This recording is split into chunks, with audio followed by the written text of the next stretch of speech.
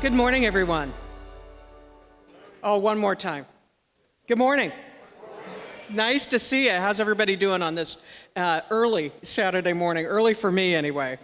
We are so very glad to have you all with us today. I think it's going to be a terrific conversation. And the city has worked very hard to provide you with a lot of information about what the options are related to this arena. So we're very, very proud and happy to have you. I want to do a few introductions this morning. My name is Janine LeCure. I own my own company, JL Communications. And also with us today are some important folks that you probably have seen and heard from before. First and foremost, our mayor and the councilwoman for District 1, Mayor Thelda Williams. Would you wave, Mayor? There she is. Good morning. District 3, Councilwoman Deborah Stark. Deb's going to give us a wave. I think she's in the back of the room. Good morning. And from District 7, Councilman Michael Nowakowski. I think he's coming up from the, nope, he's here. Good morning. So glad that you all are here. We also have city staff leadership. City Manager Ed Zerker is with us today. Ed, a wave would be wonderful. He's back in the back. Assistant City Manager Milton Dehoney is also with us this morning. Thank you. Milton's over this way. And I would be remiss if I left out the city's communications director, Julie Waters. She and her team, and along with the team from economic development, have put hours and hours of work into these meetings. So we thank them for their hard work and their presence here today. We have some representatives from the Phoenix Suns also joining us this morning. Jason Rowley, the president of the Suns, is here with us today. Good morning, Jason. Ralph Marchetto, who is the general manager of this facility, is with us this morning. Good morning. Thank you. Mr. Jim Pittman, the CFO, also president of the Mercury, is here with us today. Go girls. And Maria Beyer, the senior VP of Public Affairs for the Suns, is also with us this morning. There's Maria. Good morning. We thank all of you and them for being here today. We have an official Spanish translator with us today. Ms. Carmen Cota is over here. She's in a fixed position. She can't move around this morning, but she will be providing translation services, interpretive services. There are other Spanish speakers in the staff group here today. If you need help at any time, raise your hand. Someone from city staff will be with you quickly and will help you. We also have the city's cable TV station here today, Phoenix TV. We're recording each and every one of these meetings, and they will be broadcast on Phoenix TV and on the city's YouTube channel. So if you share with a neighbor that you were here and you think they would like to see it for themselves, it will be available very quickly.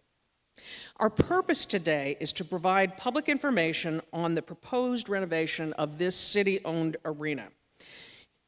The Phoenix City Council requested public input on the proposal, and we really do want your input today. This, I think, is one of the most important functions, government in action, where we actively seek and record your thoughts and comments and visions on what you see for this arena. As you walked in the door, you were invited to fill out a comment card. Did anybody miss the comment cards? Okay, good. If you find you need one later or you filled up the one you already have, raise a hand and city staff will help you. We have time set aside this morning for public comments later in the meeting. If you don't want to speak, you can still write your comment on the card and we will still document. They're keeping very careful records of what goes on here today. So if you did not fill out a card and want to, again, you may do that at any time. So here's how things are going to go this morning. We're going to begin with a presentation by the City of Phoenix's Community and Economic Development Director, it's a mouthful, Christine Mackey, and she is going to provide an overview that includes the history of the building and why it was built, the original intention, the economic impact of this arena on the city, it is significant, the renovation needs and challenges, also significant, and how the proposed renovation agreement works. After that presentation, we will, again, open up this meeting for public comment and questions. We're going to wrap up the meeting today by inviting all of you to attend several information stations that are out in the hallway behind this room. Each table is staffed with folks from the Suns and from the City of Phoenix who will be able to answer your question. This is another opportunity to either share comments or ask questions. Most of all, we want to hear your feedback. If you have a question and we don't have the answer to it right away, please feel confident that that question will be recorded and someone will get back to you with the answer. So overall, no questions go unanswered today. Finally, some logistics for those who may not have spotted it, although it's quite prominent. There's coffee, water, cookies, anything else that you might need to keep your energy up during this conversation is out in the hallway. Restrooms are located out this back door here and to the left. Now, I'm very pleased to introduce the City of Phoenix Community and Economic Development Director, Christine Mackey, to begin our presentation this morning.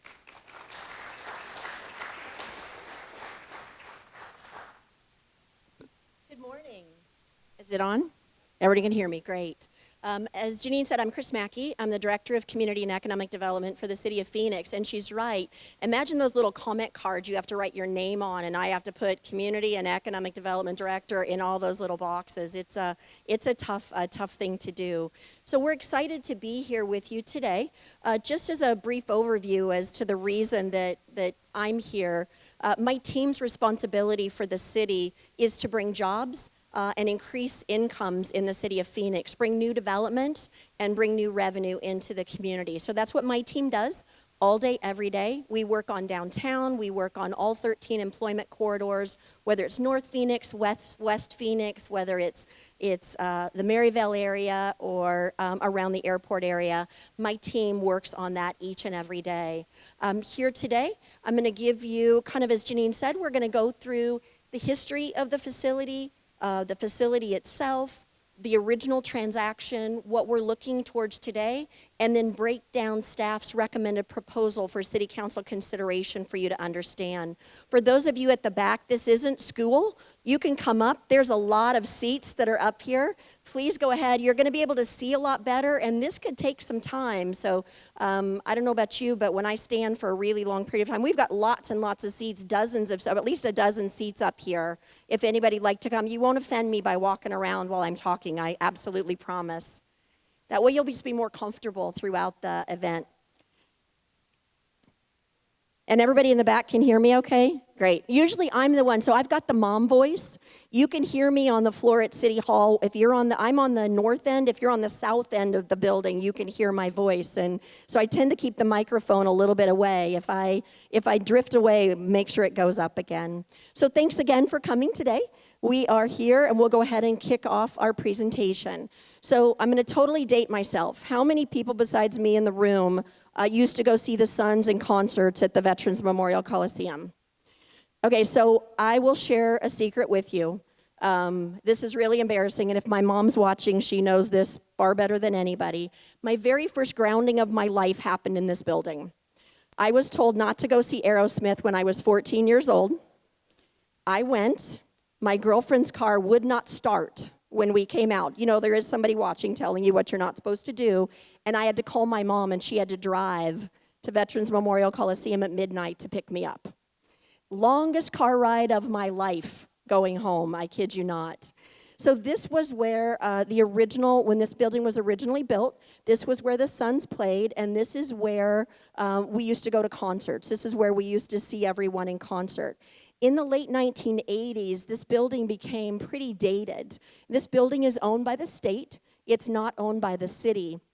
So the city council at that time began having conversations about bringing an events venue into downtown Phoenix. For those of you that remember downtown Phoenix, I used to work here in 1986 in downtown. It was a place that you got into in the morning, you parked, and you left right at 5 o'clock. The Suns were still playing in the Madhouse on McDowell. There were no concerts. There were old warehouses, the building we're sitting today. There was a Jack in the Box where City Hall is today, a completely different downtown. At that time, the revenue generated out of downtown was about $57 million on an annual basis. So the city council at that time was looking for ways to completely revitalize downtown and bring new development into downtown. They had conversations with the Suns at that time and made the determination it was best to bring a new arena into downtown Phoenix. If we look at that history, let's start with 1989. Just like today, our city council did not want to burden our taxpayers with the construction of a new facility. So they created an ordinance, which is a law. It's just like I could drive 65 miles an hour on the freeway. And that ordinance said that what would fund this building would be a tourism tax. It would be 1% on hotel rooms and 2% on rental cars. So as we look at fast forwarding to today, about 93% of our rental car tax comes from outside the state, and 88% of our hotel room tax comes from outside the state. So it's doing exactly what our city council had intended it to do. Fast forward to 1992, the building got built, and it was paid for by the Sports Facilities Fund. A mortgage was taken out on the building. It's not like we paid cash right up front, but we did take a mortgage out on the building that's been paid by that Sports Facilities Fund, our tourism tax, since the beginning. The original lease expires in 2032. And when I say that to people, they look at me like, then why are we sitting here? This is 2019. Why are we sitting here today? When the lease was negotiated in 1989, there is what's called an obsolescence clause in the lease. And it says that if the building could be considered obsolete, that our anchor tenant, the Suns, have the ability to call it being obsolete, it being old, it being not able to operate as what it needs to operate on July 1st of 2019, 6 months from now, which is why we're here talking today about something that doesn't expire until 2032. And what that clause says is in 2022, they can actually leave the building should that be the determination that this is no longer a building that they can play in. One of the things I've found over the last month that I've been talking to people about this is most people don't realize this is a city-owned building. This is not owned by the Suns. We're not in a partnership with the Suns on the ownership of the building, just like a library or city hall or one of our parks or any of our city-owned facilities. This is a city-owned facility. With or without our anchor tenant, we own this building. The original transaction that took place to build the building and any modifications that have happened to the building to date, we have about $79 million that's been invested by the city and about $150 million in capital investment that's been made in the building by our anchor tenant, the Suns. If we look how the facility's been funded, it's been funded exactly how City Council envisioned it being funded originally. So there is an existing tourism tax. As I said, it's 2% on rental cars and 1% on hotel rooms. And now, I stay in a hotel room every once in a while. We'll do staycations. We'll come down here for a concert, and I'll end up staying in a hotel room instead of driving back home again. So in that instance, I do pay a 1% sales tax that goes into that building. And I do rent a car. I went to Las Vegas for New Year's Eve. I did rent a car, so I did pay. 2% of my rental car tax went to fund the building, but primarily 93% comes from outside the state on rental cars and 88% on outside the state on hotel rooms. So that fund is called our Sports Facilities Fund. The revenue that's collected flows into the Sports Facilities Fund. I always think of it as buckets. Those buckets, as you look, that bucket pays the mortgage, the debt service on the building. It also pays for any capital improvements that we have that have gone into the building. And even in the worst of SB 1070, even in the depths of the worst of the recession, it always had enough money to pay for the mortgage and any needed major capital improvements that had to happen on the building. And what that allows to happen is events happen in the building. So 30% of the events that happen in the building are the Phoenix Suns. 70% are not the Phoenix Suns. They're concerts, they're other events, they're other things, the Mercury, the Rattlers, other things that happen in here. Those ticket sales, beer sales, nacho sales, t-shirt sales, anything that you buy creates a sales tax.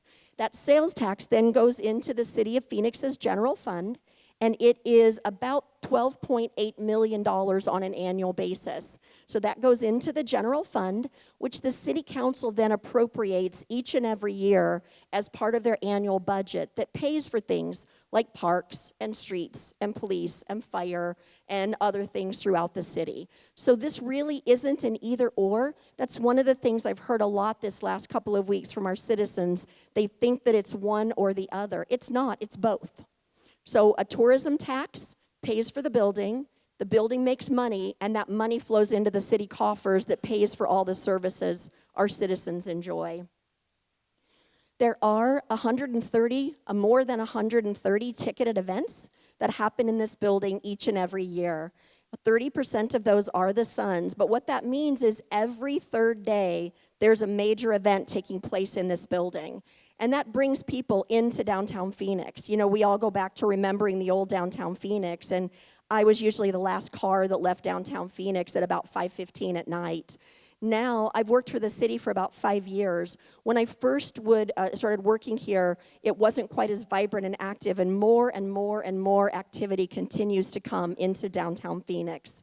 So we see concerts, we see community events, we see Disney on Ice. I dated myself the other day. I called it the Ice-capades, and people told me there's no longer the Ice-capades.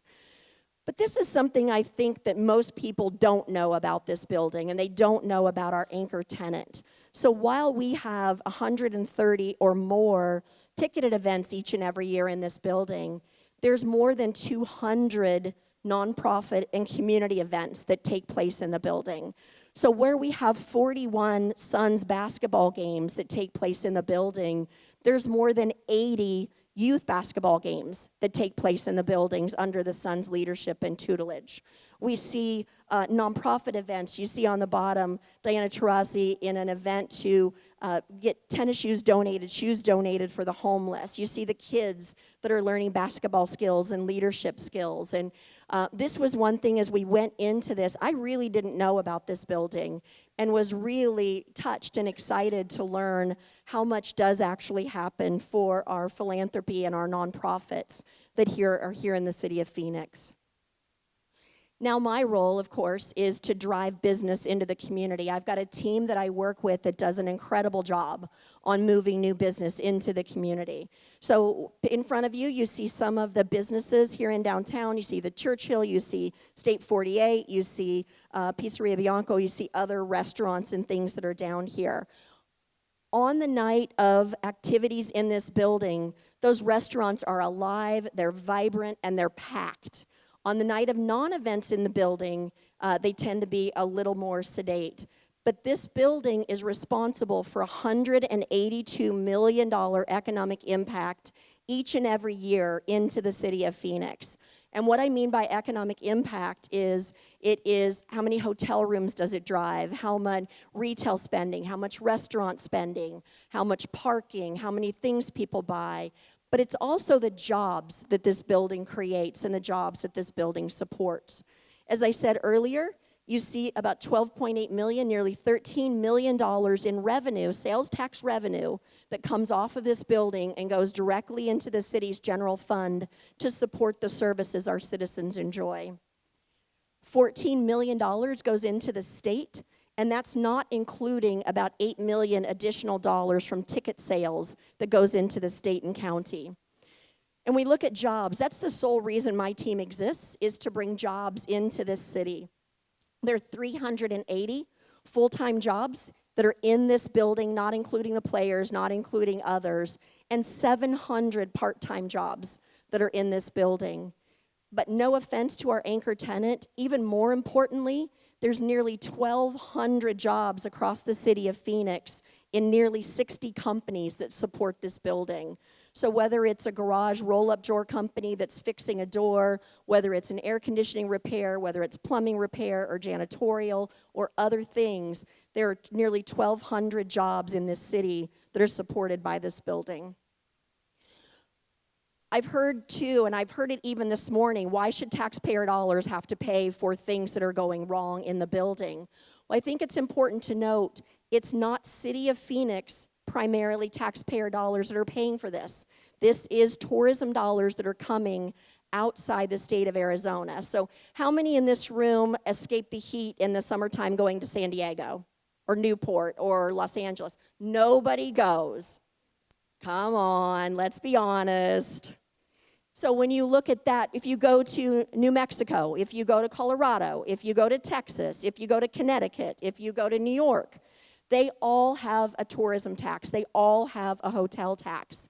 And that tax is meant to fund their facilities. It's meant to fund their things that bring tourists into their community, that put more economic impact into that community. So wherever we go, when I go to San Diego, I'm funding their facilities by that tourism tax. When they come here to Arizona in the wintertime or for a convention, their tax is funding our facilities. And that's the way that they're very wisely set up. When you look at the facility needs, it's important again to remember we're the landlord of this building. Whether the Suns are here or not, we own this building. And our building is 27 years old. So when you look at your roof at your home, as it leaks through the monsoons, as it takes a beating through the Arizona heat, you'll see it has holes. We do patches on it. We do repairs on it. But after 27 years, we know we need a new roof. When you look at your plumbing gets older. You have to have a plumber come out. They snake it for you. They tell you, hey, you're going to need a major plumbing repair. It's 25 years old.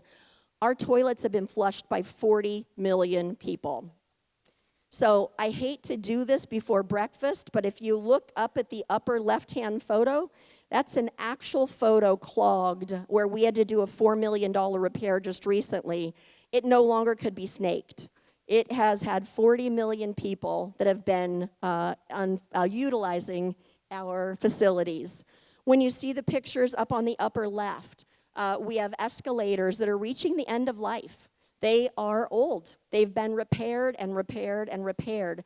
I was just in Las Vegas for New Year's Eve. It was something that we decided to go do. And almost every one of the escalators that takes you up and across and down was broken.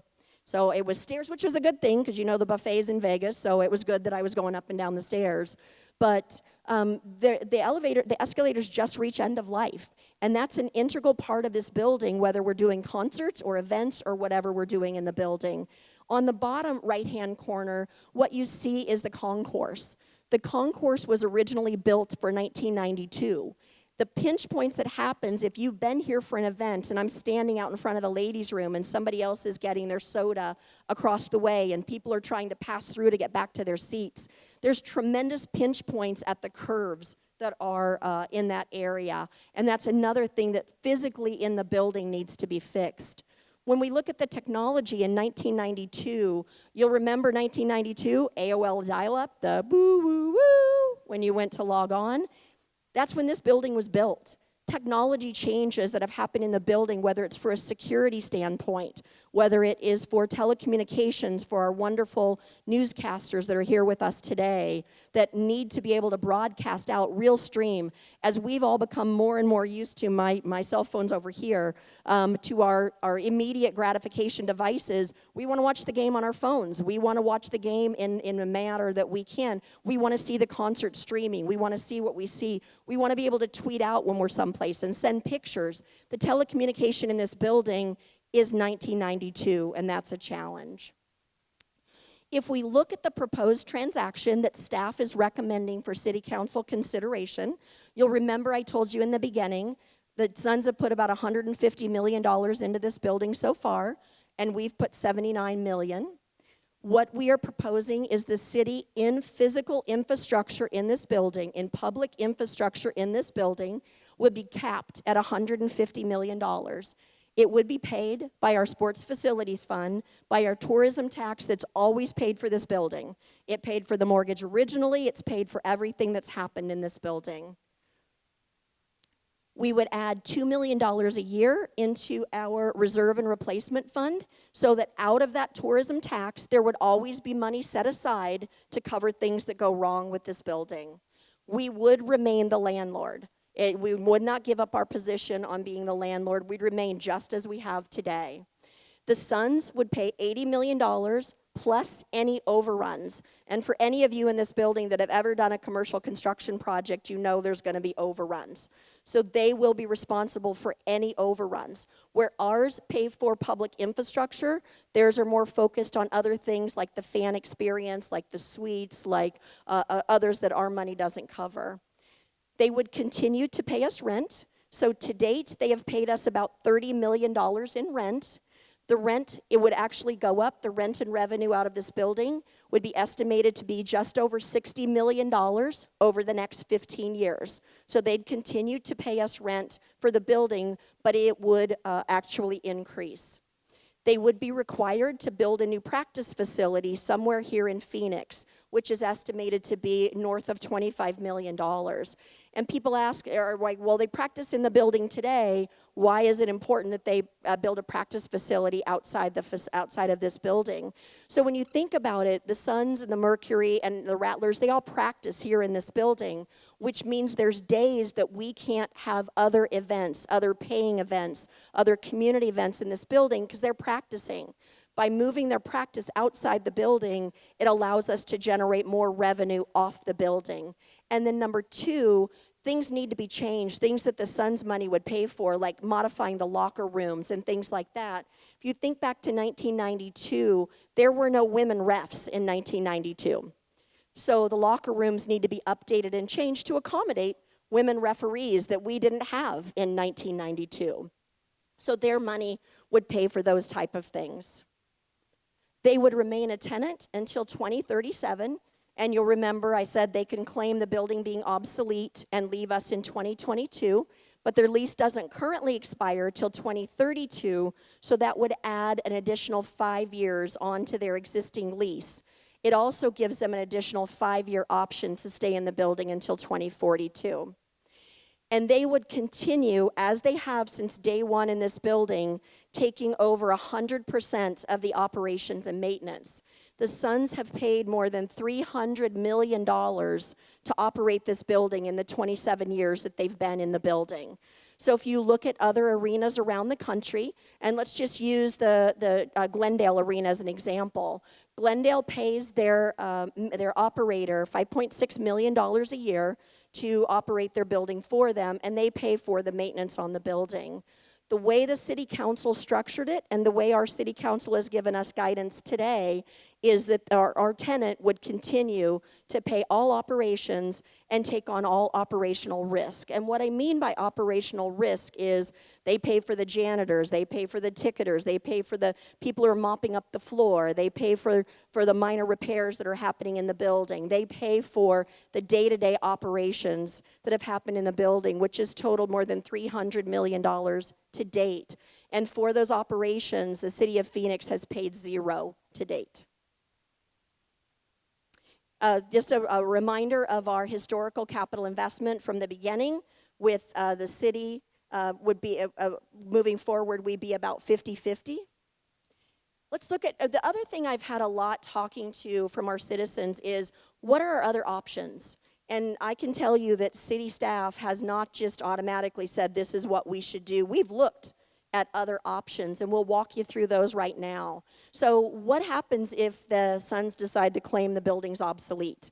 What would end up happening is an arbitrator comes in, and that's required by the contract. It's a very prescriptive contract that was executed in 1989. There is no wiggle room. There is an activity that happens on July 1st where the Suns say the building's obsolete. An independent arbitrator comes in, and they look at the facility, they review the facility, they spend up to a year looking at all the things that could be wrong with the building. That arbitrator could come back and tell us what's wrong with the building, and we, as we would know what was wrong, we'd work with them through that. At that point, it is 100% the city's responsibility to pay for whatever is found to be obsolete or wrong with the building. There is no partnership at that time.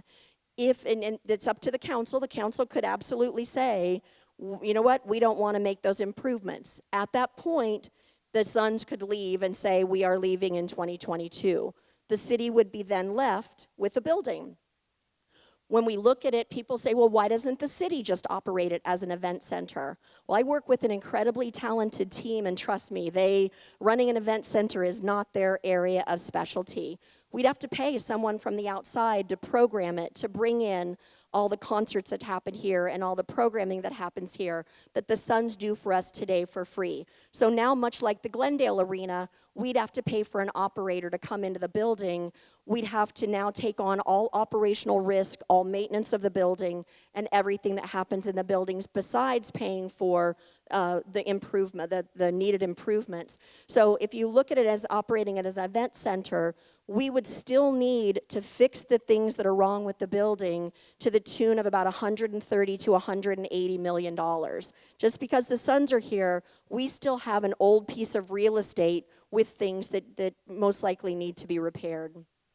Others have said to us, why don't you just sell the building? Sell it to someone as an event center and let them operate it. We've looked at that. We've looked at what that would look like. That's happened to a number of arenas around the country. Most recently, if you look, not most recently, but others like Miami. Miami sold their event center to their arena to a private sector entity who tried to make it work for a number of years. They ended up having to demolish it. Houston sold theirs to a major church. Joel Osteen operates out of the Houston arena as a mega church. They're not facilities. There's such a small handful of groups that can run a 550,000 square foot building. Not a really good option for us. And also, if we sell the building, we stop participating in that revenue. Right now, we see 10% of the profits that come off the building. The other thing that I have heard from is, you know what you should do? Downtown's on fire. You should just demolish it and let the property develop with the private sector. And as you look at that, I kind of want to walk you through what that could look like, because that's certainly an option as well. What you see in front of you here, the big yellow box, that's the arena site. It's approximately 9 acres. The small yellow box is the cityscape high-rises, and that's just over a city block. So that a city block is about 2 acres. So if you look at that, you could fit just over 3 times the size of Cityscape on this arena block, which sounds great.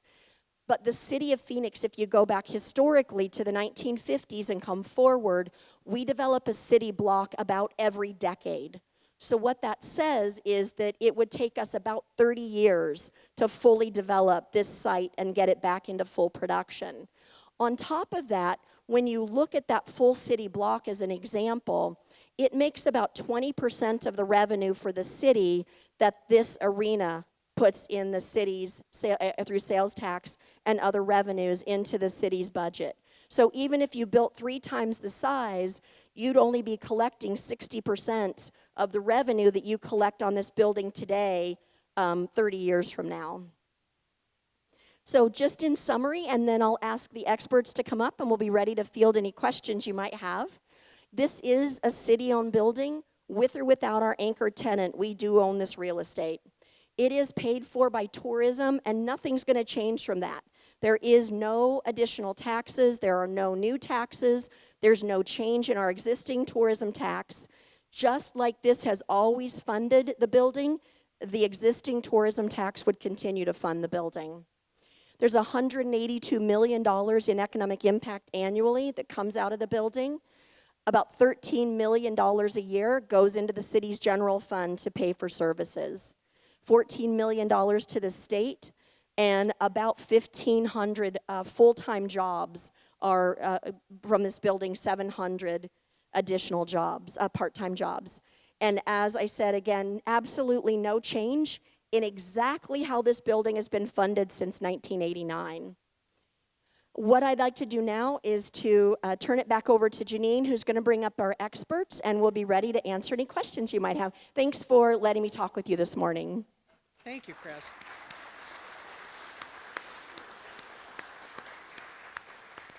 That was a lot of terrific information and greatly appreciated. Now comes to the fun part. We're going to open the meeting for public comments and questions. And just a reminder that all the comments will be recorded as part of the official record for this meeting. So if you filled out a card, doesn't matter whether you checked the box that you want to speak or not, every comment is going to be recorded as part of this meeting. We do have Carmen here for folks who need a little help or would like to hear the meeting in Spanish. I also want to point out, Robin's in the back of the room back there. If you need extra assistance for any reason, please see Robin and she will help you. We also have a court reporter present. If you want your comment recorded for the official record in that way, we can also help you with that. All you have to do is let city staff know. There's a lot of city staff around the edges of the room. Chances are if you go back there and say, hey, I need staff, somebody's going to help you. For those of you who want to provide a public comment or question, we're going to begin that process. Speakers will come up once your name is called to this microphone that you see right in front of me here in the middle of the audience, and that'll be your place to share your comment. This next part is important. To keep it fair and to keep it moving, every speaker will have 3 minutes. There's a little timer up here that's a little hard to see, so I'm going to help you and let you know when you have 30 seconds left and when your time is up. And I would ask everybody to please do as you normally would and be respectful of that. If at any point your comment has already been shared publicly and you've decided you'd rather not get up and speak, that's fine. Just let us know. Again, flag down city staff, we'll pick up your card and make sure it's included in part of the record. Another reminder, although I mentioned it earlier, I want to say it again. Any questions that cannot be answered today, your contact information should be on that comment card. Someone from either the city or the Suns will get back in touch with you and make sure that every question raised today is answered. We have asked several key city staff and members of the Suns management team to join us for this portion of the meeting to help answer questions and for us to gain the benefit of their expertise. So would you help me in welcoming, please, Denise Olson, the Chief Financial Officer for the City of Phoenix. Denise, come on up. Thank you. John Chan, who is the Director of the Phoenix Convention Center. Good to have you, John. Jeremy Legg, the Special Projects Manager for the Convention Center. Hi, Jeremy. Jason Rowley, who is the President and CEO of the Phoenix Suns.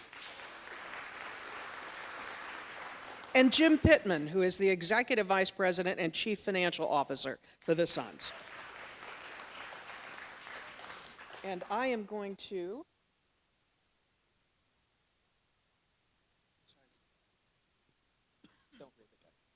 Wonderful.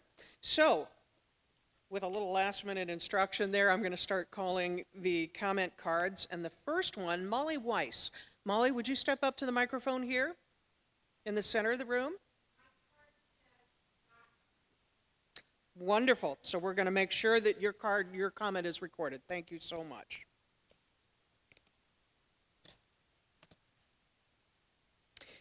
Fred Linsemeyer. Did I say your name correctly, Fred?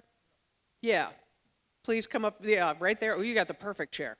You know, when I listened to the news, they didn't mention that the tourist tax would pay for this. I was under the assumption that the city taxpayers are going to pay for this, but they didn't mention that. But I don't understand, why even have the meeting if the tourist tax is going to pay for it? Why even have the meeting here? I came down here, I was under the impression that the city taxpayers were going to pay for this, but the tourist tax is going to pay for it, so why even have the meeting? That's what I don't. That's what I don't understand. I'll be happy to take that question. That is the reason that City Council asked us to host the meetings, was to be able to get that factual information out, to make sure that our citizens were aware. It's been in place for so long, I think most of our citizens weren't aware of exactly how it was funded. And so that's exactly why Council asked us to host the meetings, is to be able to share the information, to let our citizens know this is funded by tourism. You mentioned earlier that the state owns this property. I was under the assumption when you mentioned the state of Arizona owned this property, but the city of Phoenix owns this property. That's correct. You should have been more explicit. The city of Phoenix owns this property, not the state of Arizona. You mentioned the state. Yeah, a good point, and thanks for that. Sorry I was unclear. The state owns the Coliseum, but the state owns the Veterans Memorial Coliseum. Out at the fairgrounds. At the fairgrounds, correct. We own, the city of Phoenix owns this building, correct. But someone let the ball drop. They should have told KPHO, Channel 5, and the rest of the local channels here in Phoenix that the tourist tax is going to pay for this, not the city of Phoenix taxpayers. They should have let that. They should have let that known. make Otherwise, I wouldn't even come down there to speak. Thank you so much. We'll make sure that that's something that they're very clear of. Thank you for that comment. I appreciate that. Okay, that's all I have to say. Thank you. Thank you, sir. Thank you. Molly, I'm going to go back and read your comment out loud so it's included in the record. Molly had to say this is not the Suns Arena. It is a sports and entertainment venue. Many overflow convention and events are held here. If not passed, downtown becomes a ghost town. Baseball only 6 months out of the year. Molly, thank you for that comment. The next speaker, Franklin Olivieri. Did I say that correctly? Hi, Franklin. Hello, I want to thank the Phoenix City Council for holding this meeting for the public. My comment was if there's a possibility that it could be placed in the ballot and having a general election for the public to vote on this.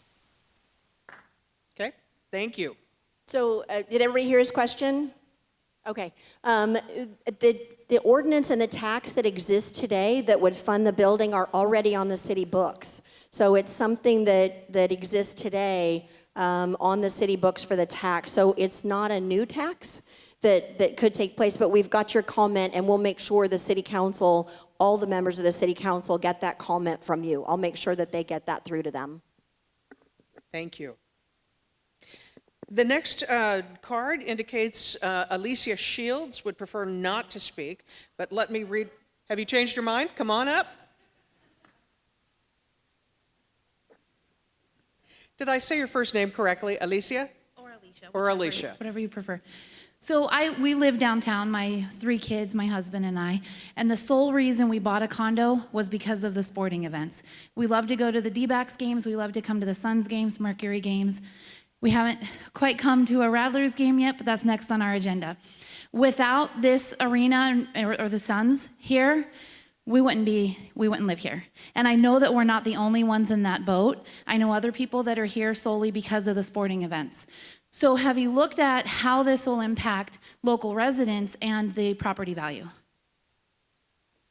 So great question. No, the reason no is because regardless of what happens at this, and to the previous gentleman's comment, we still own this building. Regardless of what happens, the city still has to maintain this building. The city still has to do something with the building. So we've not done an analysis as to what it would mean. As we move forward, depending on what would happen, we'll work towards that analysis. But no, we've not looked at what it would do to property tax. And for us, solely because the building still will remain. It will still be a city piece of real estate that we'll own and need to do something with. Yeah, I think that would be important because for a lot of us, I mean, an empty building isn't going to make people want to live here. And even just concerts aren't going to make people want to live here because you go to 1 concert a year, 2 concerts a year. But if you're a season ticket holder, you come to a whole lot of games. So it makes a lot more sense to live here for a sports team. So thank you. Thank you. Incidentally, I should have mentioned earlier that everybody who wants to speak will get a chance to speak this morning. We will extend the meeting to make sure that everybody is heard. Chad Lester indicated that you would like to speak. Hi, Chad. My neighbor Alicia kind of took the wind out of my sails. I was going to say the exact same thing she said, so thank you. Thank you, Chad. That's another good reminder. If someone has already covered what you would like to talk about, feel free to do what Chad just did and indicate that the material's already been covered. We really appreciate that. Anthony Wass did not indicate whether or not he'd like to speak. Anthony, would you like to speak?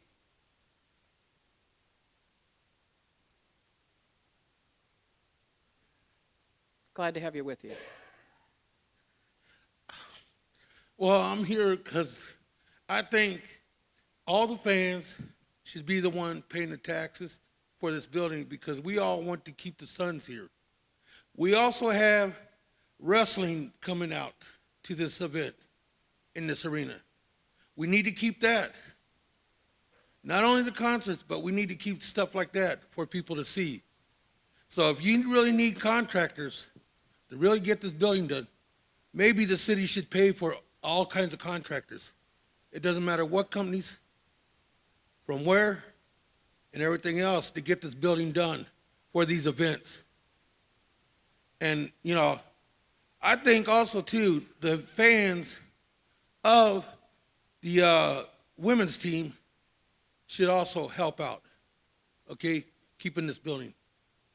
I mean, because we're using other buildings like the Chase building for, you know, like monster trucks. There's some football games they used it for and stuff like that. But this is the only building that we have loved here in Phoenix. And we want to keep it going. Thank you. Thank you very much.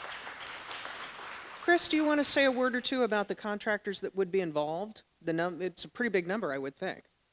So should the council choose to move forward with the renovation of the building, it would be done through a full public procurement process. So it would be, all the contractors would have a chance to bid and do the work that they need to do. So it would be a full process. Okay, so if I wanted to get involved, I could bid on it, right?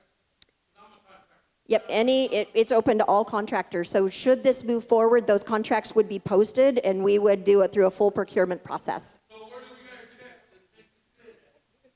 You know what we'll do is as we move forward, should we move forward with this, we'll make sure that that's all posted on our website, just like we do all of our public procurement. And Anthony, if you have further questions, if you would tag one of the city staff members, they'll help you out.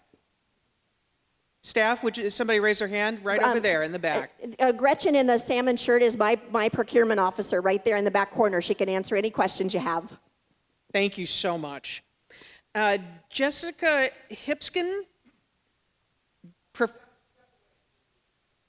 Okay. Her comment is that she fully supports the arena. Wesley Harris asked to speak.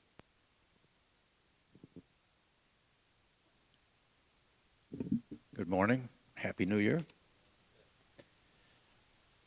This is a case of priorities.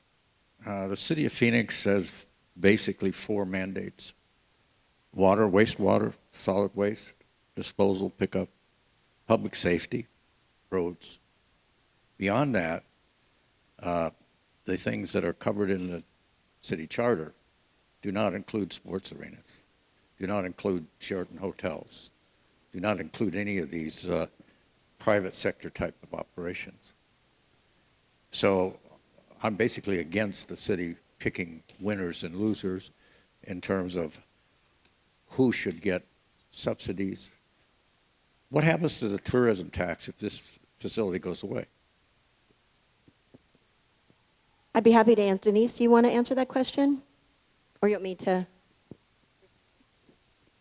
Yes, thank you, Wes.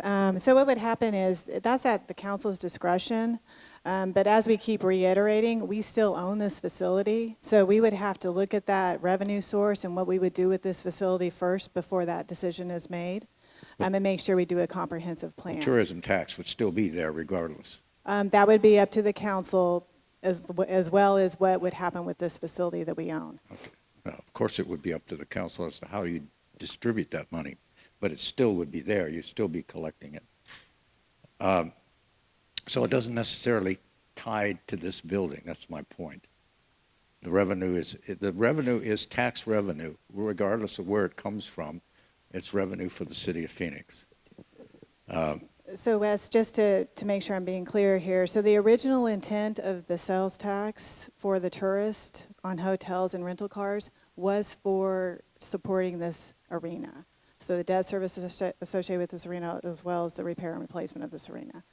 So if the council wanted to change that direction, they do have that ability to do so. Okay. Basically, yes. There's just so much disposable income. It's going to be spent regardless of whether it's downtown or... There are no Phoenix Suns in District 3, where I live. So we don't have any of that up there, but conceivably the Suns could move up there. Conceivably the Suns could buy this building and relieve the city of that.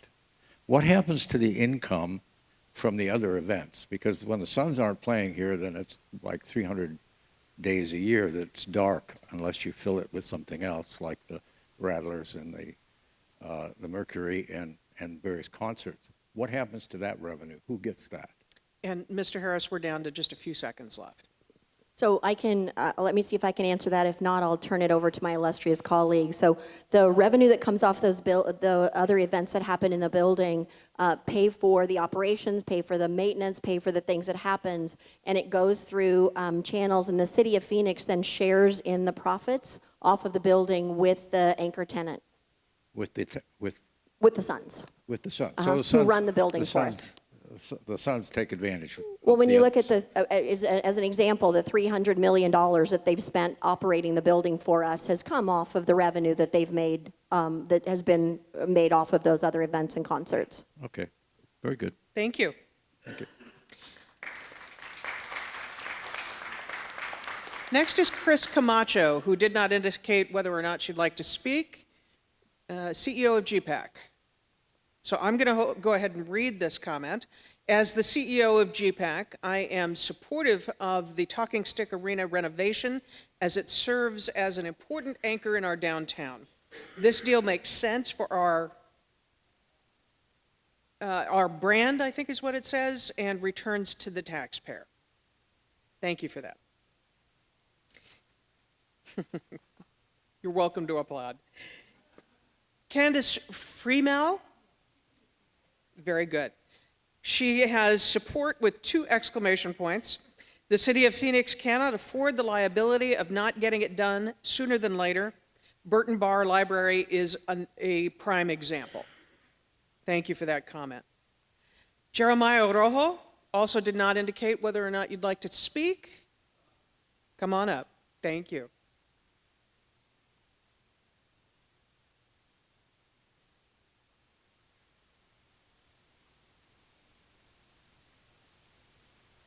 Just a quick question is, so with the other professional sports teams that also occupy this building, will they also contribute to help with the renovations, or is it just solely the Suns, as the chart has indicated, like obviously the tax coming from the tourism, and then with the Suns? What about the other professional sports teams that are now occupying the building, or in the future could occupy the building? Thank you for the question. So the Rattlers are a tenant of our building, so they aren't owned by the Suns. They're their own entity. So they are not doing anything to necessarily support, but they do play here and generate revenue in the building that then feeds into the facility's flow. The Mercury are owned by the Suns, so in essence, the Suns and the Mercury are one and the same. So yes, the Mercury are contributing. Okay, that was it. Thank you very much. Diane Barker also did not indicate whether or not you would like to speak. You have a question. Would you like me to read it? Nope, Diane's coming up. I just want to thank the city for this opportunity. I'm a resident living downtown Phoenix, and I look forward to the positive evolution, which I believe will happen. Madam, I'd like you to read what I said. Happy to. Have you spoken with the Diamondbacks Maricopa Stadium District about a unified, multi-purpose, participatory, spectator, retail sports complex? So I can answer that and then turn it over to my colleagues if I don't answer it correctly or thoroughly enough for everyone. So this is a city-owned building. The Diamondbacks are a county-owned building. They are on kind of different paths and tracks, but I can assure you, as the economic developer, we're always having conversations to look at any opportunity we have here in downtown Phoenix. But no, this is a city-owned building, and the city council's guidance and direction to us, and then as the economic developer, this is our first priority, is this building right now and working it through. That doesn't mean that we don't have our eye on that ball, no pun intended, as well. Thank you. I'm excited. Thank you. My friend Carl Gentles indicated he would like to speak. Carl?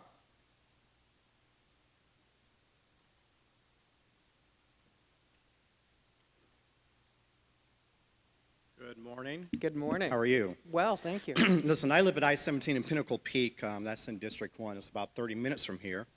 And I drive down here every day. I drive down here for sports events and other cultural activities. And I do support the renovation of the arena. My thoughts are about my family and about what the arena does for my work professionally, which is, look, a lot of dreams, a lot of memories have been made here with our families, including mine. And so we'd like to see that continue. Also, from a professional standpoint, I work for a nonprofit called the Back to School Clothing Drive. And both the Sons and the city have been immensely supportive. And I would hate to see that go away for the 220,000 nonprofits that are here in the Valley. So I come on behalf of speaking for those nonprofits as well. And finally, let me just say this. This would be like going to a restaurant and eating your food and drinking your best drink and then sending it back saying, I don't like it. Because we have all enjoyed this building for 30 years, and I think it's time to upgrade it. Thank you. Thank you. Brent Kleinman. Brent, are you still here? You had asked to speak. Hi, Brent.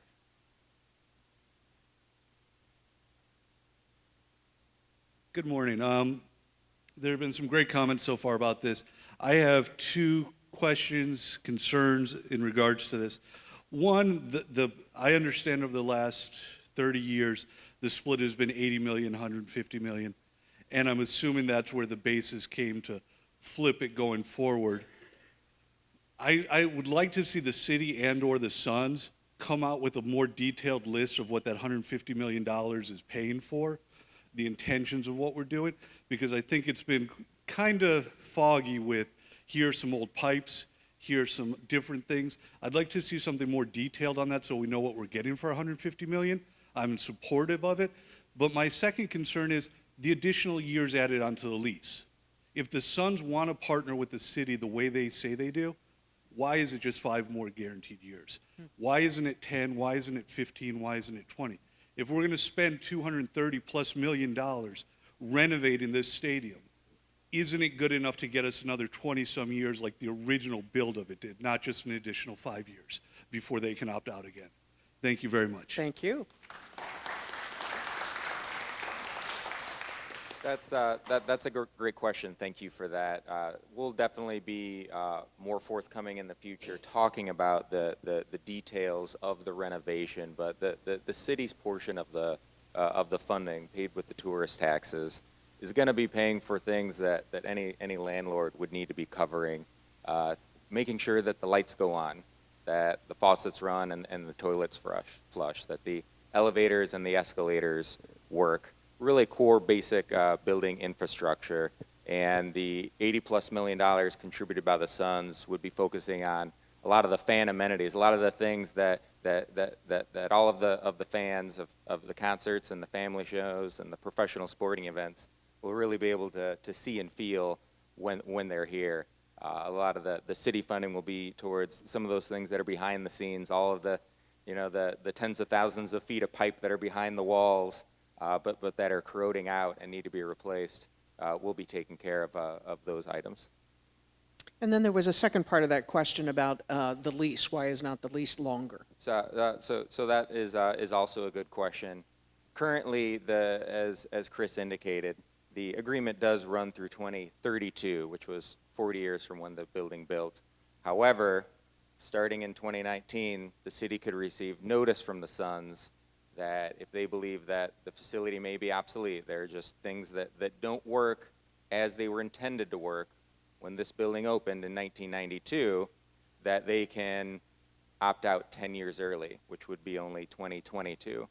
So that's really the time horizon we're looking at. And so adding 15 years on top of that to 2037 plus a possible 5-year option to 2042 is the time frame we're looking at for these improvements. Anything? Okay, good. Thank you. Patrick Seifter asked to speak. Patrick, are you here? There he is. Come on up. Thanks for being with us today.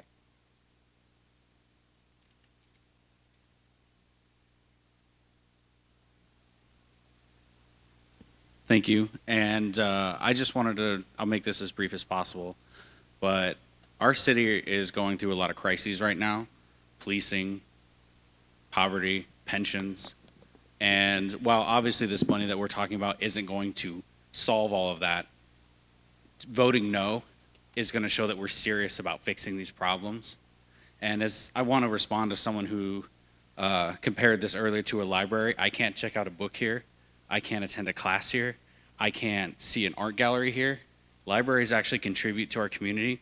This contributes to private companies making a profit, which is fine, but not with my money. Unless if I am directly going to come and pay for a ticket, I don't want to pay for this. I'm sorry to break up y'all's pep rally, but this isn't what this is about. I like the Suns. I remember the final back in the old Madhouse in McDowell. I'm a fan, but I'll pay for it when I come to a game, not when I want to make sure that my streets are safe and fixed, not when I see my friends get harassed by our police department, not when I see much more important infrastructure problems this city needs to deal with, water being the biggest one, than fixing pipes here. And I also don't appreciate baseless threats from an owner who says that if he doesn't get what he wants, he's going to move. Your charity, the Suns charity, has done a lot of good things, but I ask, were all those good things just so you were going to get this money back later? Or is it because you're part of the community? Because right now, I don't feel you're part of the community. And I've lived in this state my entire life, and I've lived in this city for a very long time, and I just don't feel you're part of it. So I'm absolutely against this. You know, the fact that, and I want everyone to think about this, this arena is the oldest one in the NBA. That's a fact. Don't you think that's a problem that this arena that's not even 30 years old is the oldest? There are teams older than ours. So let's stop wasting money on things that don't benefit everybody. We're a city of everybody, and this is not everybody. Thank you.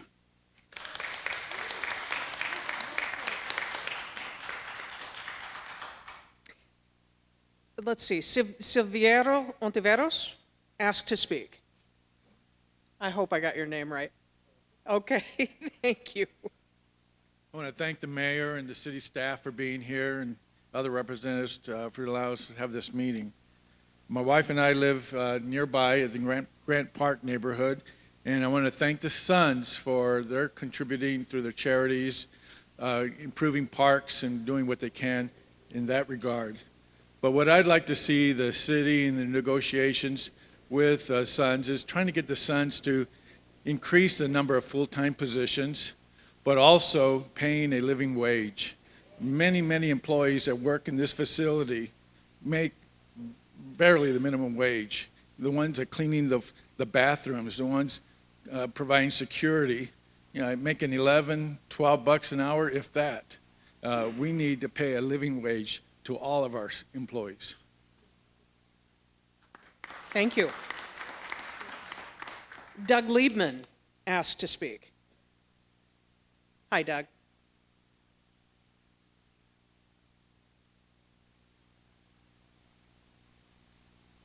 I think I'm the first person up here who is not a resident of Phoenix. So the money that I bring as a season ticket holder with the Suns and the concerts that I come to are not a part of any community. I wouldn't be taxed as a result of this. I don't think anyone in Phoenix is actually being taxed. I think that's already been stated that the taxes come from visitors. And I moved to Arizona because I wanted to move, because I wanted to live here. My question is, number one, and I'm not sure who the right person to answer this, there was a study done, am I correct? Taxpayer-funded study? And just for clarification, so I know who to turn it over to, what type of a study? A study on the necessity of reparations to the arena. Oh, I'll turn this over to Jeremy Legg to answer that question.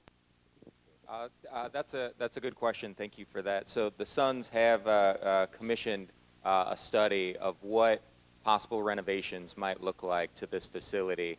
The city has reviewed that with them, and we have identified the needs for a $230 million renovation, at least $150 million worth of which is for really basic core building infrastructure. And was that a taxpayer-funded study? No, good question. So the Suns paid for this study themselves. Certainly city staff have been looking at it. So I think there would be 1.2 to release that study, let people know exactly what it is that's going on. I will tell you, as someone who does advocacy work, that there are things that I come to in this arena that I don't get, including, and I've been told parts of the reasons are that it's an antiquated arena. So the money that I bring in from outside, I may make a different determination of how I spend my money, but in terms of food service, the kitchens, the infrastructure, a lot of revenue that comes from Levy's contract with the arena, I think those improvements make sense for this city. I will tell you, when I first started doing business here in the early 1980s, if I came to this area of downtown, this was a very different looking downtown. This team and this arena made all of this happen. The whole entertainment sports district down here, this building was the contributor, and I don't see any reason, unless spending this money doesn't make sense, to widen the areas that need widening, to improve the areas that need improving. There's no sense to me of not taking something that was the staple to the development of this area of downtown and doing away with it. Thank you. Thank you. David Seibenthal chose not to speak. His comment is, if it has anything to do with the Suns, I say get it done. Hope it happens. And Sarver tries to be a better owner. Finally, I have a lifelong friend who works in the parking garage here. It will help him too. Thank you for that comment. Jade Duran Richardson. Jade, are you here? Would you like to speak? There she comes.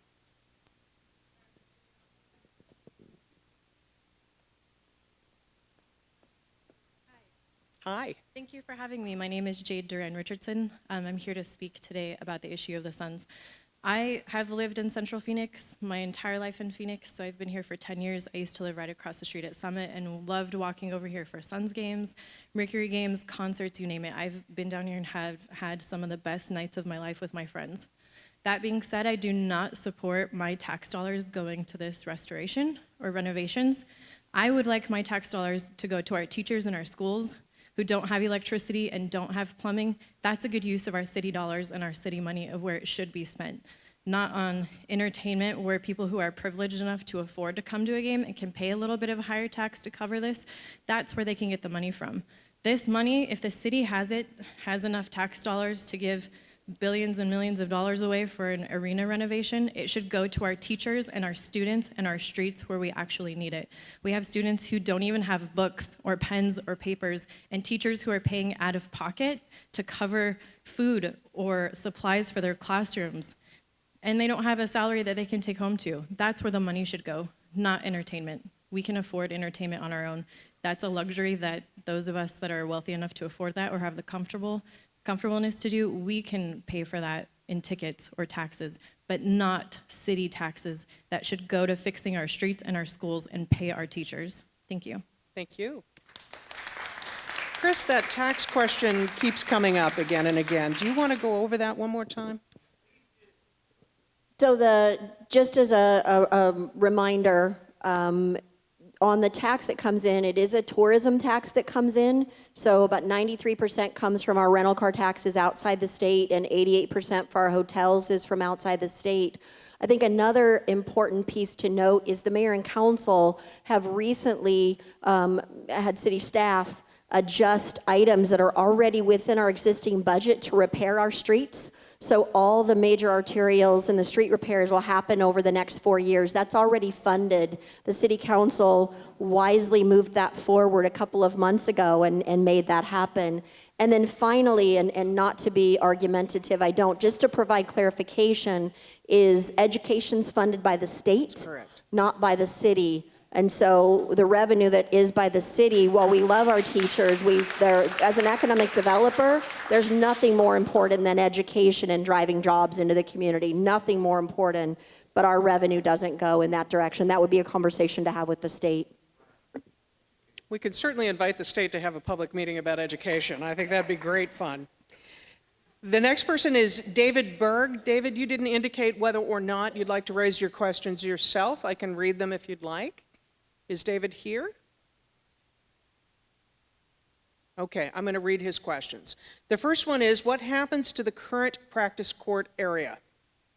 So the answer to that is the current practice court area would be, actually, you know what? I'm going to turn it over to the expert, who's Jeremy, and not me.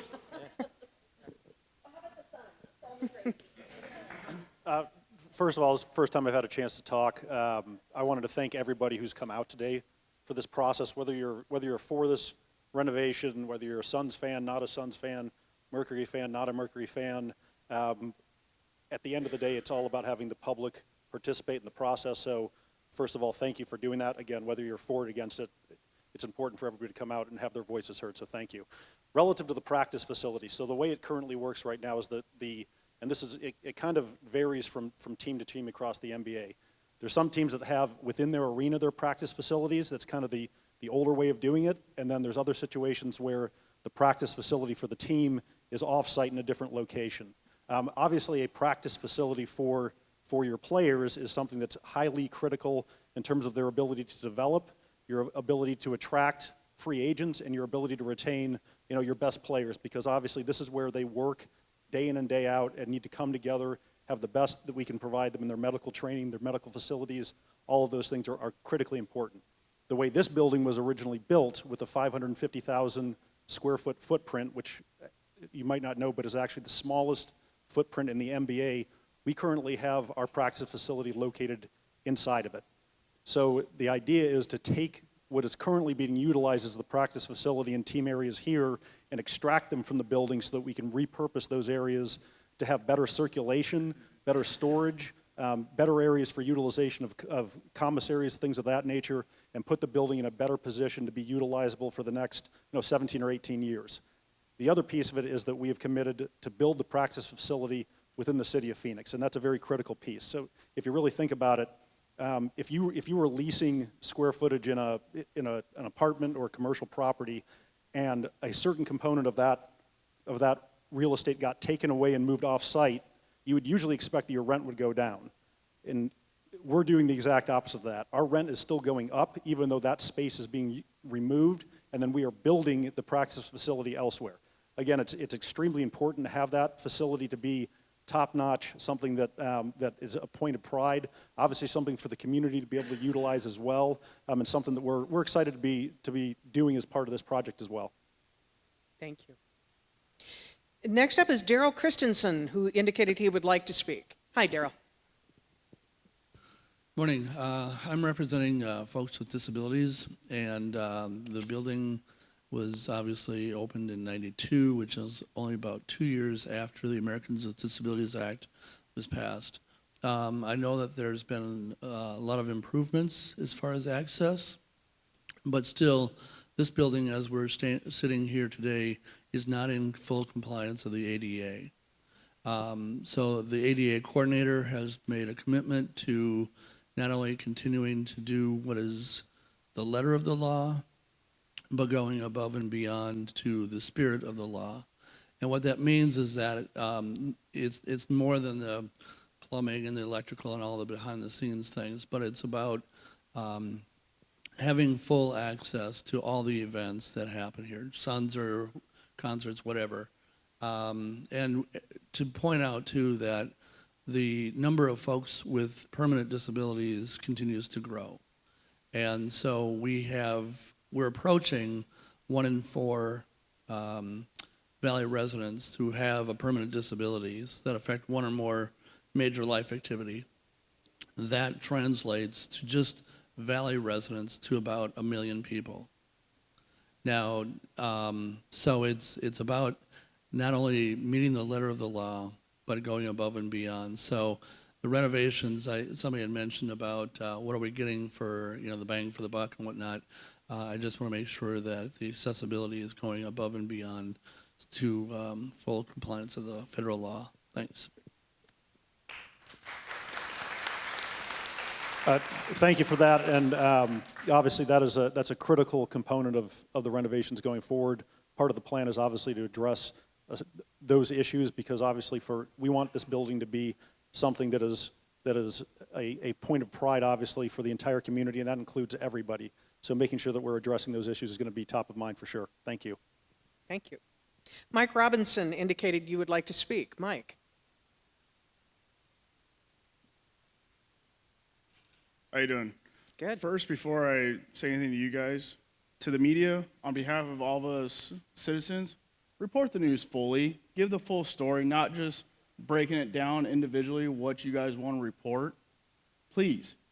This is why we have these meetings, because you guys don't report them fully. If we knew as taxpayers, we'd be able to not have these meetings.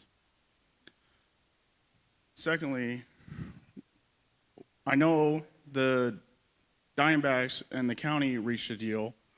Why can't you guys reach a deal similar to what the Diamondbacks and the county reached, to where any money revenue that comes in, majority of it goes to the Suns? And also with the Suns, I've been coming to the Suns games since I was a kid. Those seats out there, they were comfortable when I was a kid, but as you can see, I'm a bigger guy, so it's a little tight squeeze. I think there needs to be more comfort in those seats as well. So why can't we do that? Why can't 100% of the maintenance go to the Suns so the taxpayers aren't having these meetings? And then like that guy says, the Suns should be obligated to stay in here longer, and if they're wanting this money, do it as like a loan like we would get to renovate our houses. Make them pay the money back, even if it's half. Something for them to pay back to the city is better than nothing. So I'll answer a little bit, then I'll turn it over to Jeremy to answer. So the Suns do pay 100% of the maintenance and operation. The routine maintenance operation of this building, they've paid about $300 million to date for the routine maintenance and operation in the building. The major capital improvements that are needed today are because we own the building as a city, and we're funding that moving forward, because with or without them, the building still needs those renovations to happen. On top of it, the Suns do pay us rent to be in the building, and they've paid us about $30 million to date, and going forward over the next 15 years, they'll pay us about $60 million in rent. So not only coming in from the tourism tax, but money that then goes into the general fund that can be spent for other things is the way that staff is proposing moving it forward. It's the way it's been since they originally started playing here in '92, that they pay all operations and maintenance. But why aren't they getting a loan like we would on our houses? Because we're still, if we own a house or we rent a house, we're still paying on that. But especially if you own a house, you're paying your mortgage, and if you want to do anything over and above, you got to take out the money that's in your house to pay for renovations, and you still have to pay that back. 30 seconds. I understand that the city owns it. The city can still own it, but give more flexibility to the Suns to get the money from any venues any events that are held here. They keep a lot of that money, like the Dimebacks are getting, to where they can do those maintenance. And they should be held obligated every year, like we are for warranties on our AC units. We have to meet a certain standard. That's time. To get it. Thank you. You want to say any more about why the loan is not quite like a home loan? As you look at it moving forward, so the Suns will pay $80 million plus any cost overruns of improving the house for those improvements, for those things above and beyond that we have to do just to make the building function and work and bring it up into current compliance. So they will be paying an additional $80 million. They will take out a loan and will have to do those additional improvements. As the city would do with its the $150 million on the mortgage that we would take out that's funded by the tourism tax, there's additional revenue that does come back to us because we do share in the profits, and the Suns do pay us rent on the building. So our structure's a little bit different. Anybody want to add anything to that? Thank you. I want to take just a moment. Jason, it looks like we've got some players here today. Can we take a minute and introduce those folks? James, you want to come up here and make some introductions?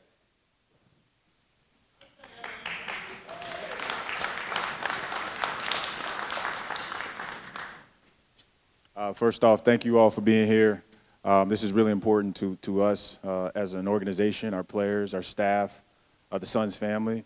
the city of Phoenix. And so we have practice today, but DeAndre Ayton, Devin Booker, and Jamal Crawford, I just wanted to show you guys how important this is to us, to them.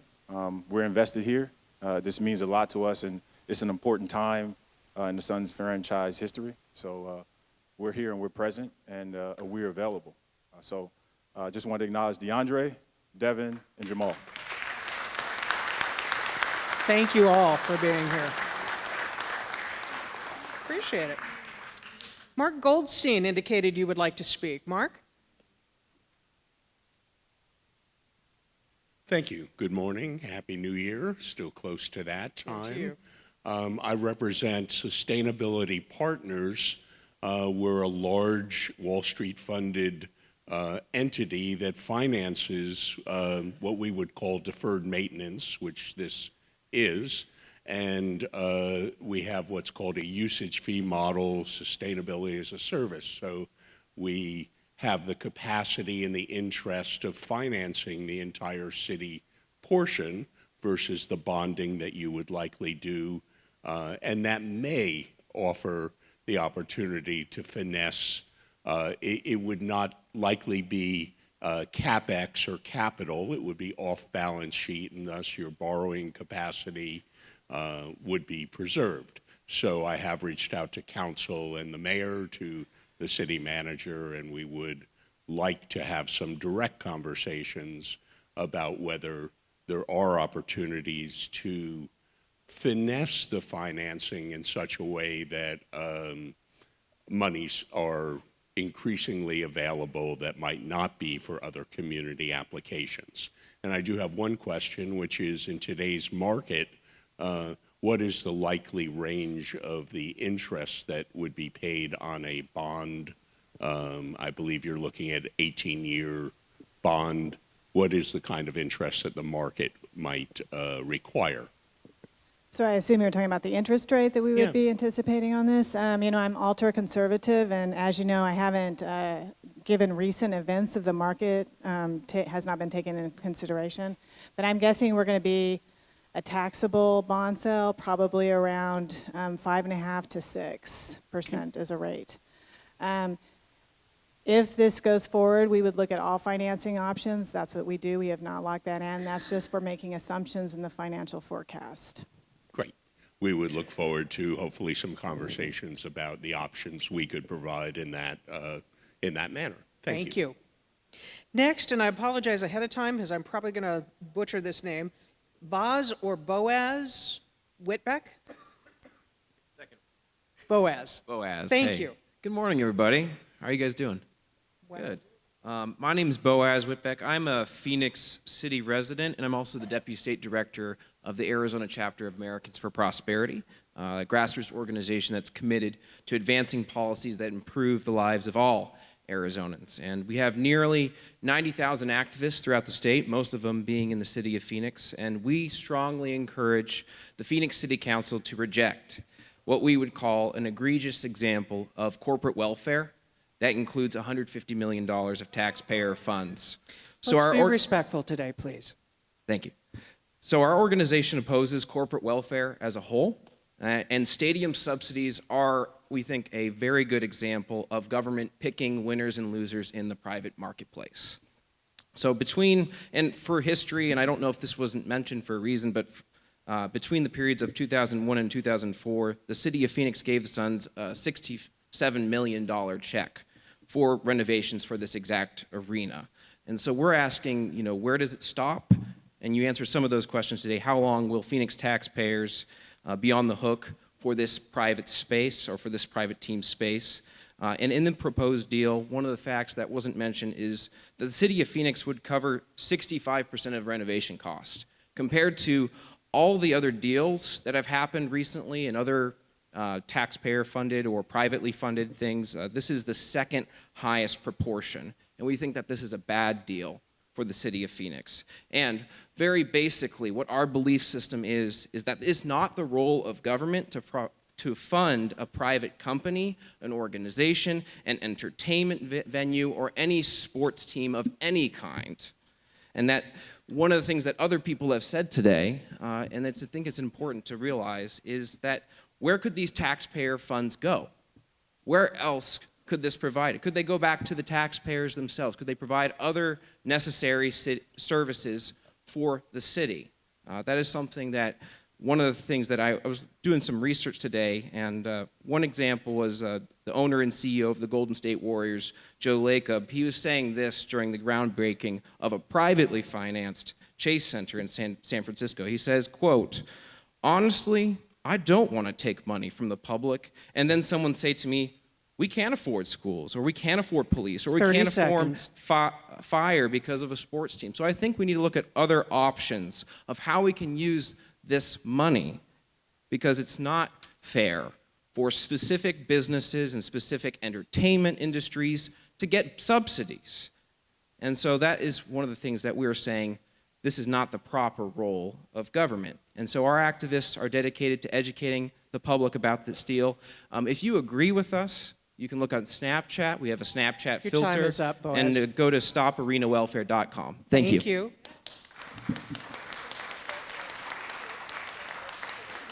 The next question is from R. Kyle Foxcroft, who prefers not to speak. The questions are, first of all, how will the practice facility location be chosen? So obviously we're looking, first of all, as I said earlier, as part of the arrangement, it will be located somewhere in the city of Phoenix. At this time, we're obviously looking at a variety of different locations and have not landed on one in particular. Things that are obviously important to a decision to that is, first and foremost, the cost. Secondarily, but also just as important, is what does the access look like between where the arena is located and where the practice facility is at, because obviously you need it to be within a reasonable location, someplace that is in a good spot. It can be utilized also for the public to the extent that that's part of it. So there's a lot of considerations that are going to go into where we ultimately place the practice facility, but it's obviously something that that we're looking at hard, and when the time comes that we've landed on a place, we'll certainly be letting everybody know about that. Wonderful. And hang on to the mic, because there's a second part to that question. Will there be an effort to find a site that can help revitalize the community around it? I think we'll look at all those options. I mean, I think when you're looking at doing an investment of that magnitude, you want to make sure that you're looking at it holistically. You want to make sure that, again, where it's being placed works functionally for you and for the purposes of the building. But at the same time, like any other major construction project or major project like that, you need to make sure that it fits within its surroundings and also has a benefit to the surroundings as well. So those are all considerations we'll be taken into account. Thank you. Chris Kaufman indicated you would like to speak. Chris? There we go. Drove in from the city of Goodyear. Thanks for joining us today.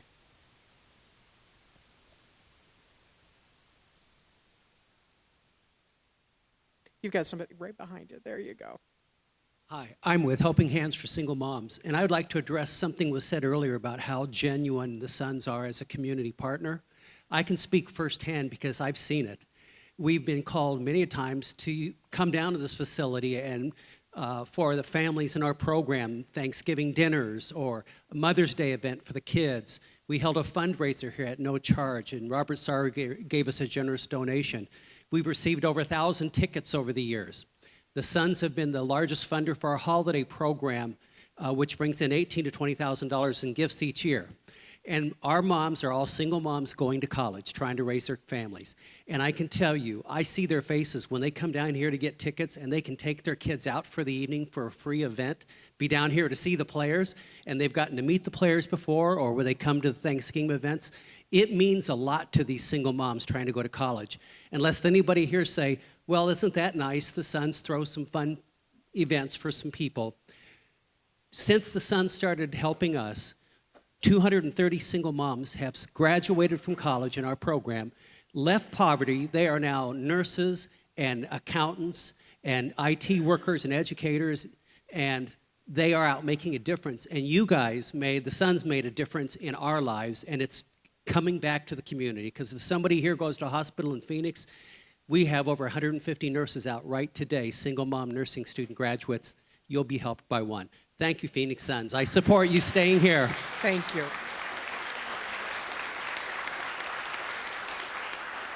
Andrew Marwick indicated you would like to speak. Hi, Andrew. Yes, first of all, clearing up in terms of the practice facility. The Chicago Bulls had a practice facility about the same age as this building in a suburb 25 miles north of the United Center. They decided that was obsolete, and they built a new one. So the Suns will need a new practice facility anyway. In terms of obsolescence, for example, the Century Library at Highland and 18th Street is clearly obsolete. The City of Phoenix owns a lot of obsolete facilities. A lot of cities have put a fortune into water main replacements. The City of Phoenix will probably be looking at that in the upcoming years. The NBA average franchise recently has been going for about $2 billion. The Suns can afford a lot of this on their own. The value of the franchises of the NBA has been doubling every 5 to 10 years. As far as leaving the Phoenix market, I think it's a bluff. The Phoenix market in the 2030s will be about 7 to 8 million people in the Phoenix area. The NBA is not going to leave that kind of market for, say, Kansas City or Louisville.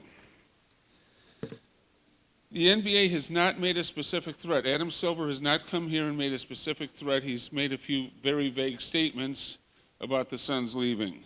However, Milwaukee, a much smaller market, Adam Silver went to the Bradley Center in Milwaukee, looked at the facility, and made a very specific threat.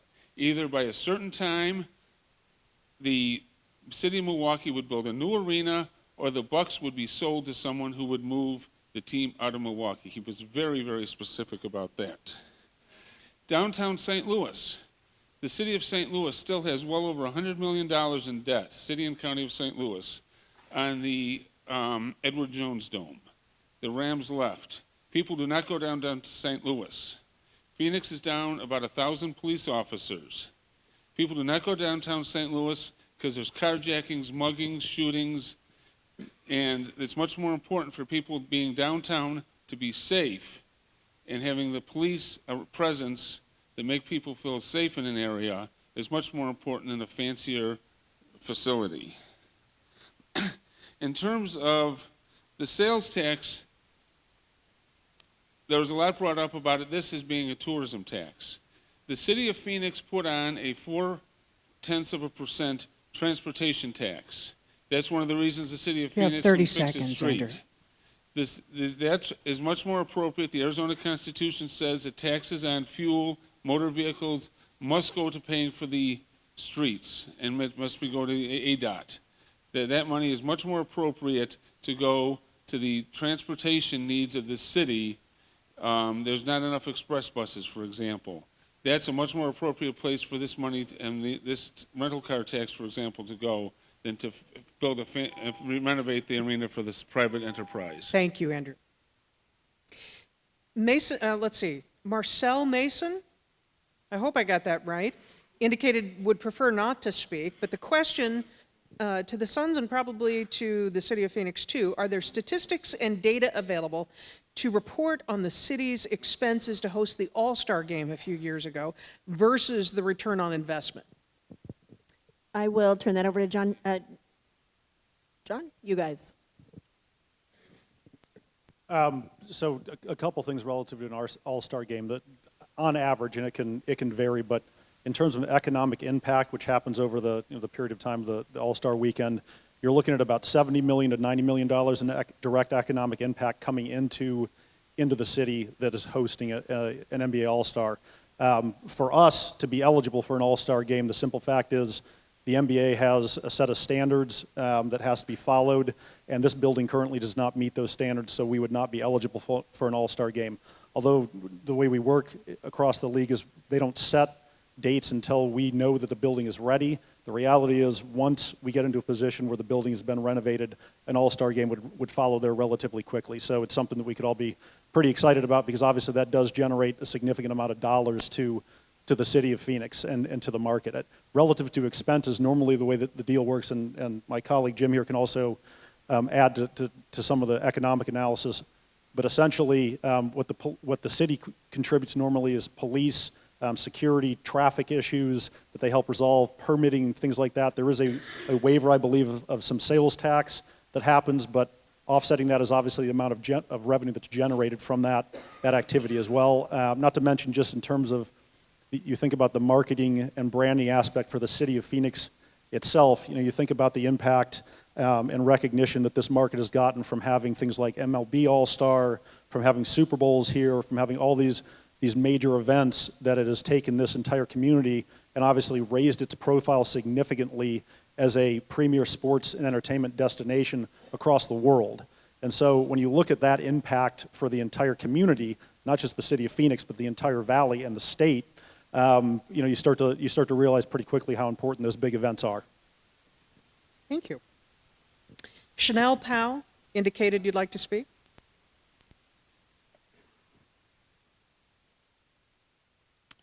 Hello. First of all, I would like to thank you for hosting this community forum for us to come and get educated, because I will admit that I came in with a preconceived notion and did not have all of the facts to understand how this process actually works. And after gathering some of the information, so first of all, did I say I was a District 8 resident? District 8 resident. Also, I'm an elected school board member, and I also have had to vote on whether we're going to lease a building or have blight within the community. So these sessions have a lot of great information that we need to know. And from the information that was shared, I'm also in agreement that we should renovate the stadium. I understand how buildings can decay and how they need to be updated for things that we cannot see. Going forward, I would like to recommend, though, that the city does add extra community sessions to parts of our community that may not have access to come downtown, which is the Alta Vista Senior Center in South Phoenix. And also in my district, in the Balch School District, I will ask that you look at the Balch Community Center to host a meeting so we can share information with all of the residents. From the information, again, that was shared, this is something that I am in agreement with. I appreciate the opportunity for nonprofits in the community to be integrated, but in the spirit of transparency, I would also like to see exactly where is the funding going. You kind of provided a snapshot, but if City Council could make available where the money is exactly where the money is being allocated to, that will also help residents feel a little bit more better about the process. And I also want to give a shout out to my comrades, Jade and Patrick, for stepping up, because their hearts are in the right place. I feel as if we do need to think about some more pertinent issues, but this issue is coming forth to the City Council, and it is very imperative that we have a public discussion. Thank you. Thank you. If I could, just a moment, you made great points. So a couple different things. This is one of 5 community meetings. So Monday, Tuesday, Wednesday night, there'll be a community meeting at the South Mountain Community Center. It's at Alta Vista and Central. So it's just south of Southern. Just east of Central. So it'll be there. We'll have Paradise Valley Village Community Center on Monday night. That's at 40th Street and Bell. We'll have Buff at 35th Avenue and Pinnacle Peak. And then Desert West in West Phoenix will be our final community meeting in the community. If there's any places you'd like us to speak or you think we should be, we're happy to do it. So make sure you and I connect afterwards, and we can work with the City Council to make sure that we cover anything you need us to cover. Thank you. Just a couple of reminders. If anyone has a comment but has not yet submitted a comment card, please just raise your hand and someone will come get that. We are starting to moving into some repetition of information that's already been shared and questions that have already been answered. So when you hear your name called, if you would prefer that I just read your comment or question into the record, I'm happy to do so. Next up is Paul Rowe, who indicated he would not like to speak. The comment he provided to us is the role of city government is to provide essential services to its constituents, not to subsidize privately owned sports entities. Steve Betts indicated you would like to speak. Steve?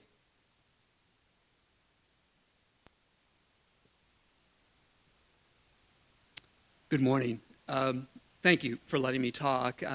I've been in commercial real estate my entire career, and to me, and Ms. Mackey and Jeremy did a nice job of highlighting this. This is just a simple sort of landlord-tenant situation, and this is our building, and this has been mentioned by several other speakers. And we would have to be renovating this one way or another. It's almost 30 years old. It's got deferred maintenance issues. We need to make these renovation changes to the building one way or the other. And we need to do this to secure an anchor tenant. This is something that we would be doing in the private sector if this were a commercial building that we owned for profit, for commercial development purposes. So I think if you look at it, just sort of set it outside the politics of it, and look at it just as an asset that we, the public, we, the city, own, I think it's a pretty easy decision to look at. And in this situation, we, and Jeremy sort of kind of went through this, all we're putting into is infrastructure. We're putting our public money into the infrastructure. And the best thing about this is that the money is coming from tourism taxes. It was something that we were smart to put in place when we first put this building together. So using the tourism dollars to help us to renovate this, to secure our anchor tenant, sort of makes this a no-brainer from my point of view. But the other point that as I'm hearing other people speak to this, is it's not an either or. It's not like this is something that we can do this or we do something else. This building generates real revenue. It generates revenue that we share in the profits from the building, but it also generates real sales taxes to the city. We can take those money from the revenue of the building, money from the sales taxes, and we can put it into things like libraries, like streets, like police and fire. And so we can do both. This is yes, we ought to do this for downtown. We can do this for tourism. We can do this to create economic activity. And we can take the revenues from this building and we can do the right things for the public needs and public benefits that we need. So thank you very much. I'm very much in support of this. Thank you. Mike Dwyer is next. Mike, you would still like to speak? Your topic is, okay, come on down. Thank you. I am depressed that there's not more city council people here, considering how important this is.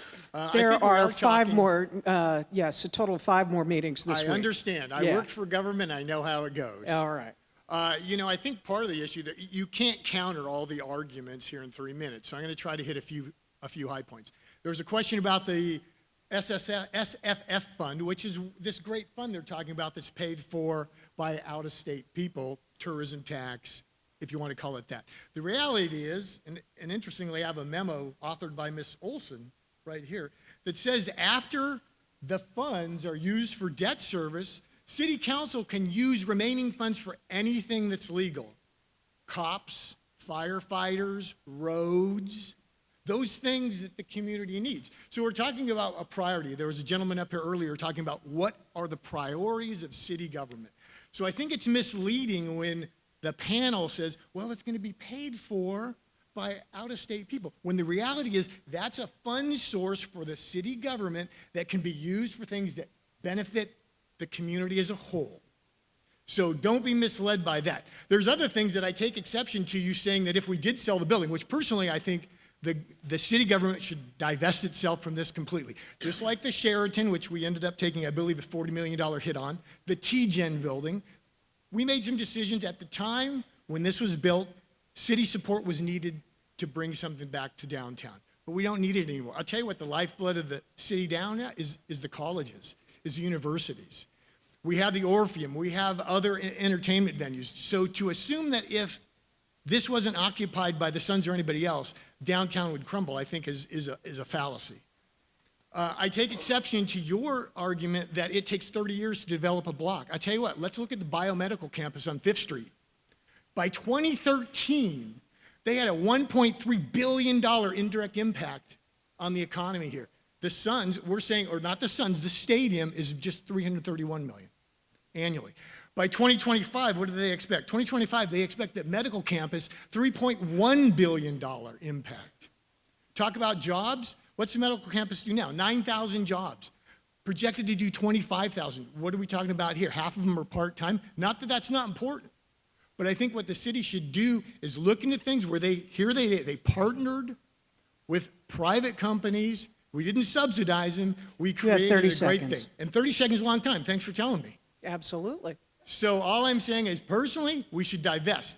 We have an organization that's valued by Forbes at $1.28 billion that says they annually get $200+ million in gate revenue. I like how we keep talking about how over 27 years they spent $300 million on on maintenance, but how much did they make over 27 years? Can you tell me that? I think those are those counterpoints we need. So anyways, that's it. Just clear it up on the SFF. Thank you. Thank you. Shauna Tompa, did I say your name correctly, Shauna? Also wanted to speak about the impact of nonprofits.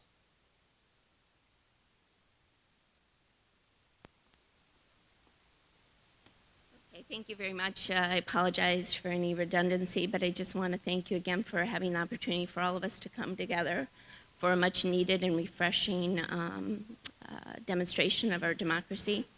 Coming together, being informed so we can make well-educated decisions. So with that being said, I represent Genesis City. It's a youth services agency in downtown Phoenix, housed in District 8. We have been in existence for 27 years, and I personally have been there for 18. And we have reaped the benefit of a very strong and robust relationship with both the City of Phoenix and the Phoenix Suns. And I think the partnerships that we have in this community. We are a big city with a small town mentality when it comes to giving and supporting each other, cannot be underscored. The plan that has been in place, right, the partnership has worked well. I commend you, Chris, for laying out a well laid out description of the history and the proposal moving forward. It has been beneficial for everybody, and that partnership should continue, and it does benefit in the sense of a nonprofit.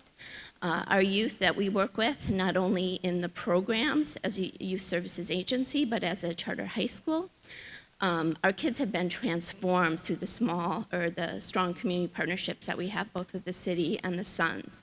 And I'm not talking just financial. Financial is one, but also the jobs, the seasonal jobs. Those are entry-level jobs for our kids to get their feet wet and to gain some experience and gain some confidence. The partnerships, not only financially, like I said, but the Phoenix Suns were just out at our fundraiser back in November, and they were right by our side supporting not only us, but our youth that we serve. I just don't want to underscore the value of strong community partnerships. And we have that here, and I want it to continue, and a lot of people benefit from it. So thank you for the opportunity. Thank you. Next is Jeremy Wilhide, who asked that his questions be read into the record. Kimpton Hotel Palomar and our 200 employees fully support moving forward with the renovation of the arena. Without it, our business and ultimately our staff will suffer greatly.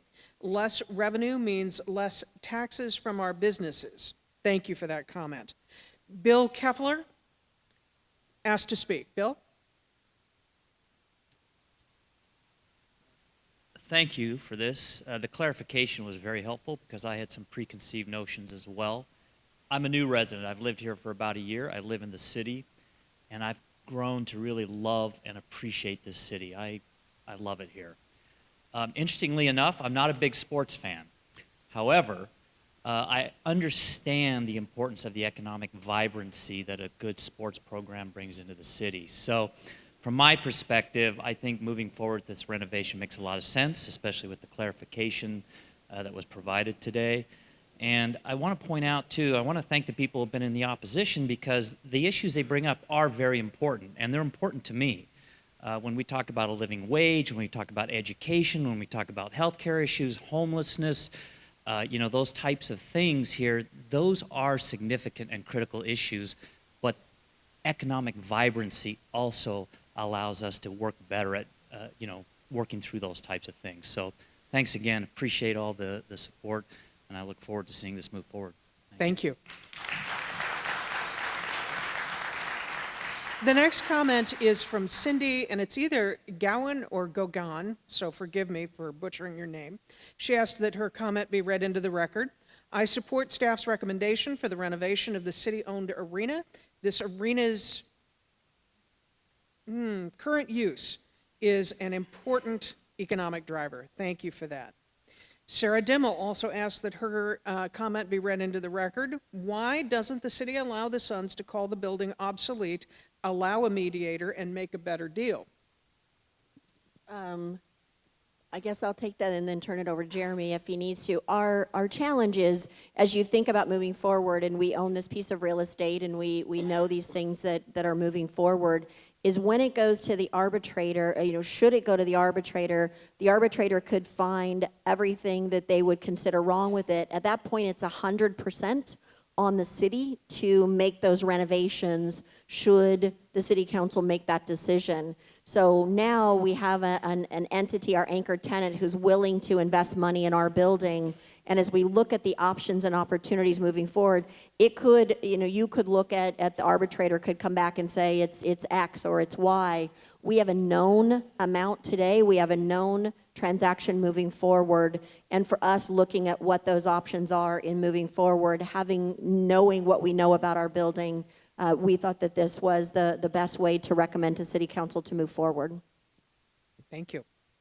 Lori Kingery asked that her questions be read aloud. The first one is, what are the criteria used for activating the obsolescence clause? I'll turn it over to Jeremy Legg to answer that for you.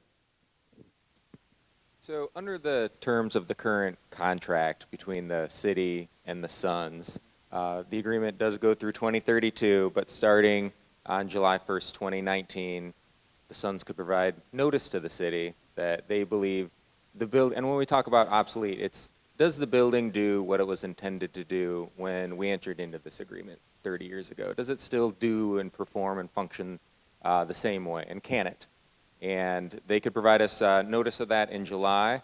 There would be an arbitration panel, so there would be 3 strangers who'd be, making a hugely important decision, and under the terms of the agreement, through that binding arbitration, the city would have to fund 100% of it, as opposed to bringing in the $80 million from the Suns, plus covering any cost overruns. Other terms wouldn't change. There would be no ability to increase the rent that they're paying, and that would also only get us through 2032. As opposed to either 2037 or even 2042 with the option. So going through that obsolescence process exposes the city to a great deal of risk and could actually end up costing more and generating less revenue for the city. Thank you. There's a follow-up question. How did the $230 million figure get decided? So it was mentioned earlier, so we commissioned a feasibility study. It's been probably about a year ago now to have the building looked at and analyzed from the standpoint of what really was possible and feasible to do in terms of renovations that could make it to where it is brought up to current standards now, and then obviously is something that we could continue to utilize for the for years going forward.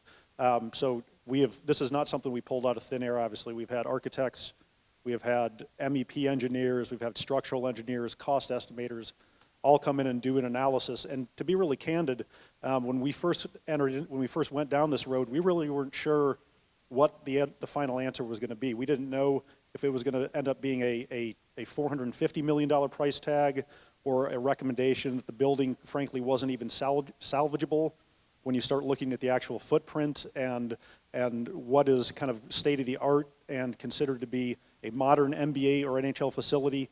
All those things were things that we looked at. At the end of the day, frankly, we were pleasantly surprised to find that, and obviously $230 million is a ton of money for anybody. That's not lost on any of us, but in the scope of buildings, particularly of this magnitude, to come to the conclusion that we were able to make renovations that would make the building work and work for an extended period of time and keep us in our home, which is downtown Phoenix, we were very pleased to come up with that number, just to see that the estimates came down to that $230 million number. And the reality is, under the agreement, look, if it ends up being that these dollars aren't enough, we're committing ourselves to cover all of those costs. So if it ends up being $250 million, that extra $20 million is completely on us. So we looked at it from the standpoint of what was fair to the city of Phoenix in terms of what their contributions could be, And as we've said numerous times here, focusing on the infrastructure and the pieces that are more geared towards the fan amenities, the club spaces, better hospitality areas, suites, all of those kind of revenue generating areas that are more fan facing. Obviously, we took those on as our own obligation. So when we arrived at that number, it wasn't something that we just kind of came up with out of thin air. We had a whole team of analysts and professionals in here helping us with that analysis. Thank you.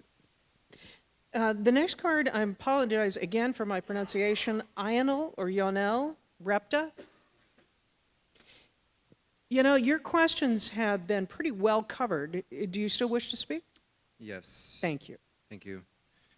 So my name is Ionel Repta. I'm just a regular citizen of Phoenix, and I would like to ask the City Council to be more forthcoming in addressing how the renovations are being paid, because several times it's been referred to as being paid from the sports fund, yet at the same time in your own pamphlet we see that it also says the city will finance its costs through bonds to be repaid over 18 years. This is a debt to the taxpayers to be paid back with interest, as someone else already stated, at least between about 5.5 to 6%. I do not consent to any future debts, because essentially what we're doing is we're holding ourselves hostage when we could be using future money, future income, future revenue to be helping out for future city expenses that a lot of taxpayers have concerns with. And so it is a privilege for any business, any private enterprise to use this building, including the Suns, which we are all thankful for. And so if the Suns want additional renovations, they should, because they have a lot of money, they should pay for them, as you just mentioned, that you can. And I, as a citizen, I say you should, because we have other concerns that are not being covered that are more essential. And my last point, it's not on here. So I just essentially wanted to say, my last point, there are ways that we can invest our money to get more jobs and more efficiency for the future. Let's be open to more discussion time with people who are willing to offer solutions instead of settling for mediocrity, even though good things are being done. But at the same time, we can be doing so much more in how we choose to spend our money with the potential solutions that are out there. Let's settle for the best, not just what was acceptable in the past. Thank you. Thank you. Next is Bramley Paulin.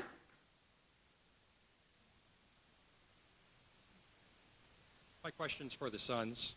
Can you identify an alternative viable option for the Suns that is less expensive than the Suns paying every bit of the $230 million themselves?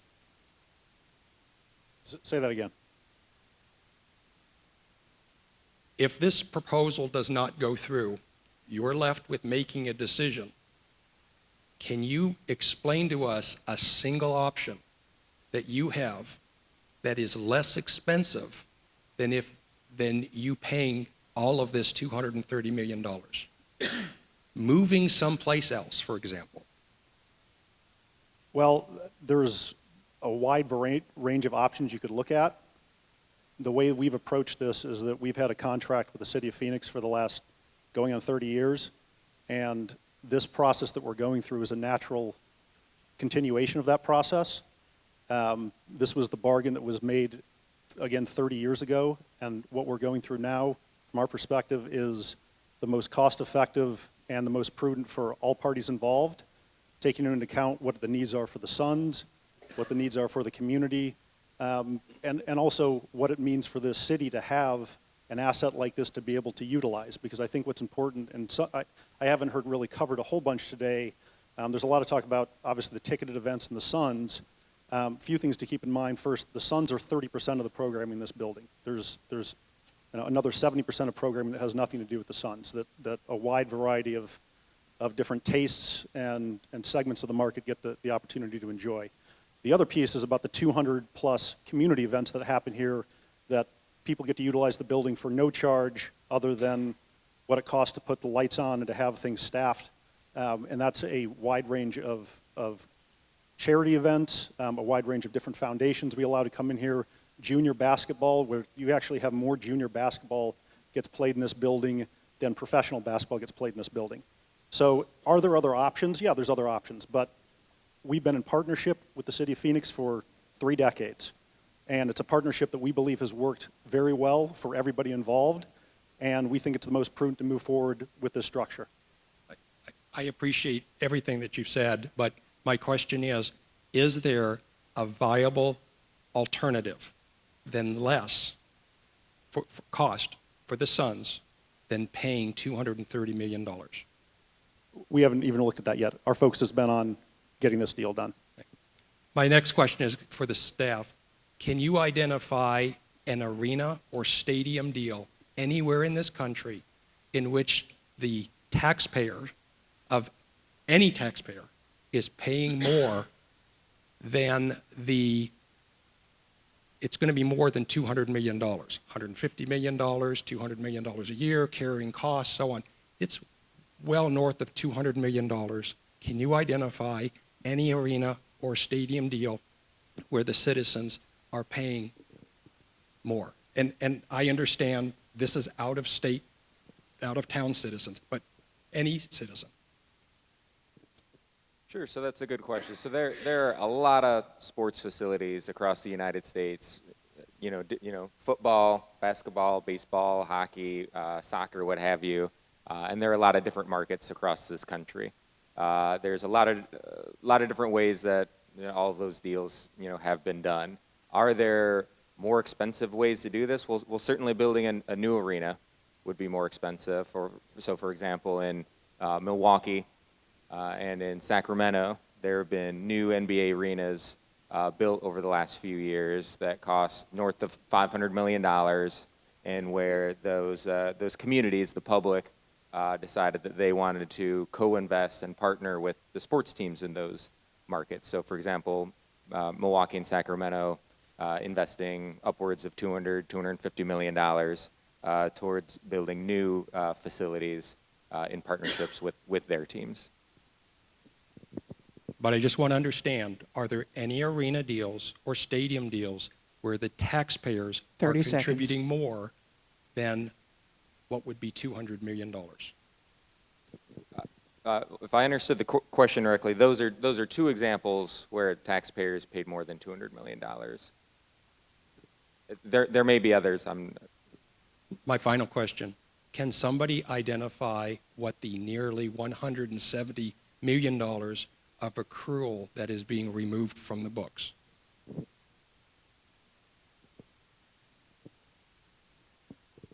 So the $170 million relates to a provision in the original contract, the original lease between the Suns and the arena and the city. The original projections from 1989 showed a certain amount of revenues coming from suites and signage to the building. The deal with the city was that the Suns would get 60% of that suite and signage revenue to go to the Suns, to the extent that the arena had cash flow to do that. Over the years, the arena has not cash flowed to that level. And each year, that number gets increased by $4, $5, $6 million. So over a 27-year period, that deficit of payments to the Suns from the city and arena partnership has grown to $170 million. Thank you. Devney Price, CEO of the Downtown Phoenix, Inc., Executive Director of the Phoenix Community Alliance, asked that this remark be read into the record. Downtown was a much different place 26 years ago. The arena is our anchor tenant, and having a renovated, multi-purpose venue will continue to contribute to the vibrant urban center of our city that downtown has begun, which in turn benefits the entire city. Thank you. Another friend, Richard Dioriarty, writes, I listen to the sports talk shows. There is a lot of incorrect, biased information that goes unchallenged. Councilman Sal DeCiccio is not unbiased, but he went on an hour without anybody noting his history. This goes on. Many good arguments were made today. Good public information campaign, not just lobbying council members. Key arguments were offered but are not publicized widely. Not a new tax, a tourist tax. It is like a cultural amenity, like a museum, a zoo, or a library. Not all people use any of these, but lots use part of them. Quality of life that makes up a good city, other options or replacement are not good options. Thank you for that. Stephen Moline? Stephen? Thank you. Molina.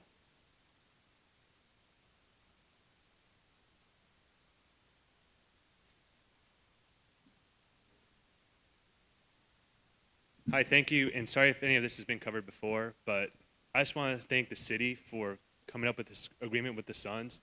I don't care if someone has $100 to the name or $100 billion.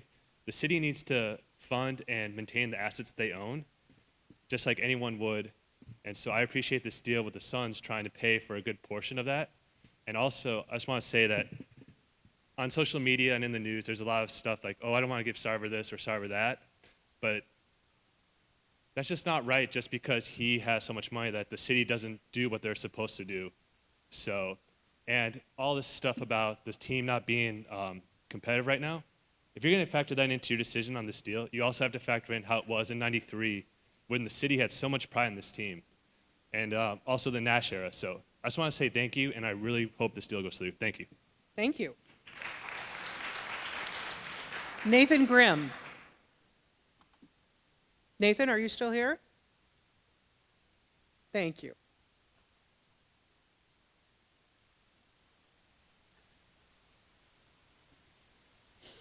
Well, I'm not gonna lie. Those last two kind of took a little thunder from me, but Okay. me being a born and raised Phoenician here, you know, growing up as a kid, my first love was the Phoenix Suns. 7 years old, Kevin Johnson was a rookie.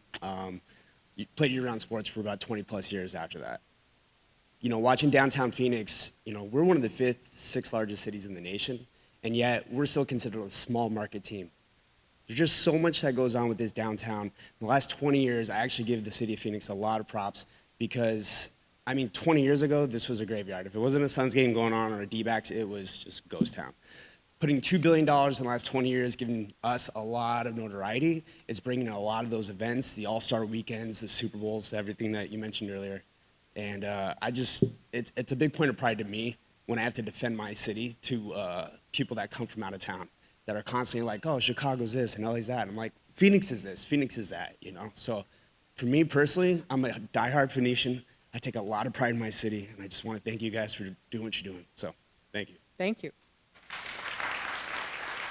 We're down to the last card. I'm going to ask that after this speaker concludes, if you'd all hang on to your seats for a few minutes because we do have a little bit more business to do. Darcy Marvick. Good morning, thank you. I am against this corporate welfare, as that man said. I know men like Sarver. A lot of people in the top 1%, and they've said it already, that if they don't get corporate welfare, if they don't get their tax breaks from Trump, then they will not give to charity. You talk about all the charity you're doing, that's fine and great. Is that only because you've been given a cut of the check every time for another renovation, and you'll get another? And if you do not get this deal, will you stop giving to charity? I bet he will. This is the kind of person Sarver is. He's a billionaire who only cares about corporate welfare.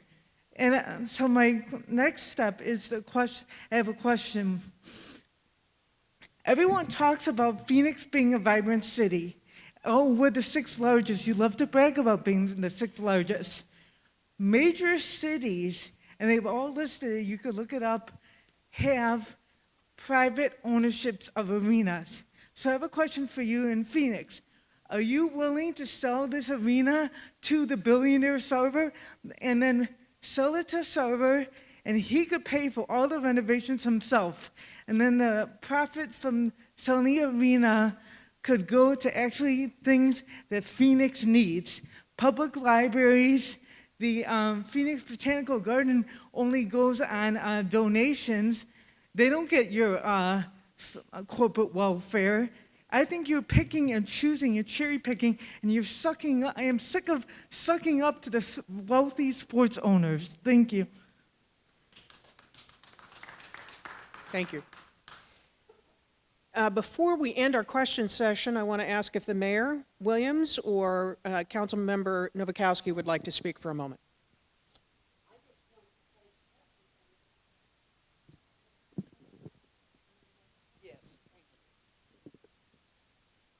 I carry a big stick and speak softly. What can I say?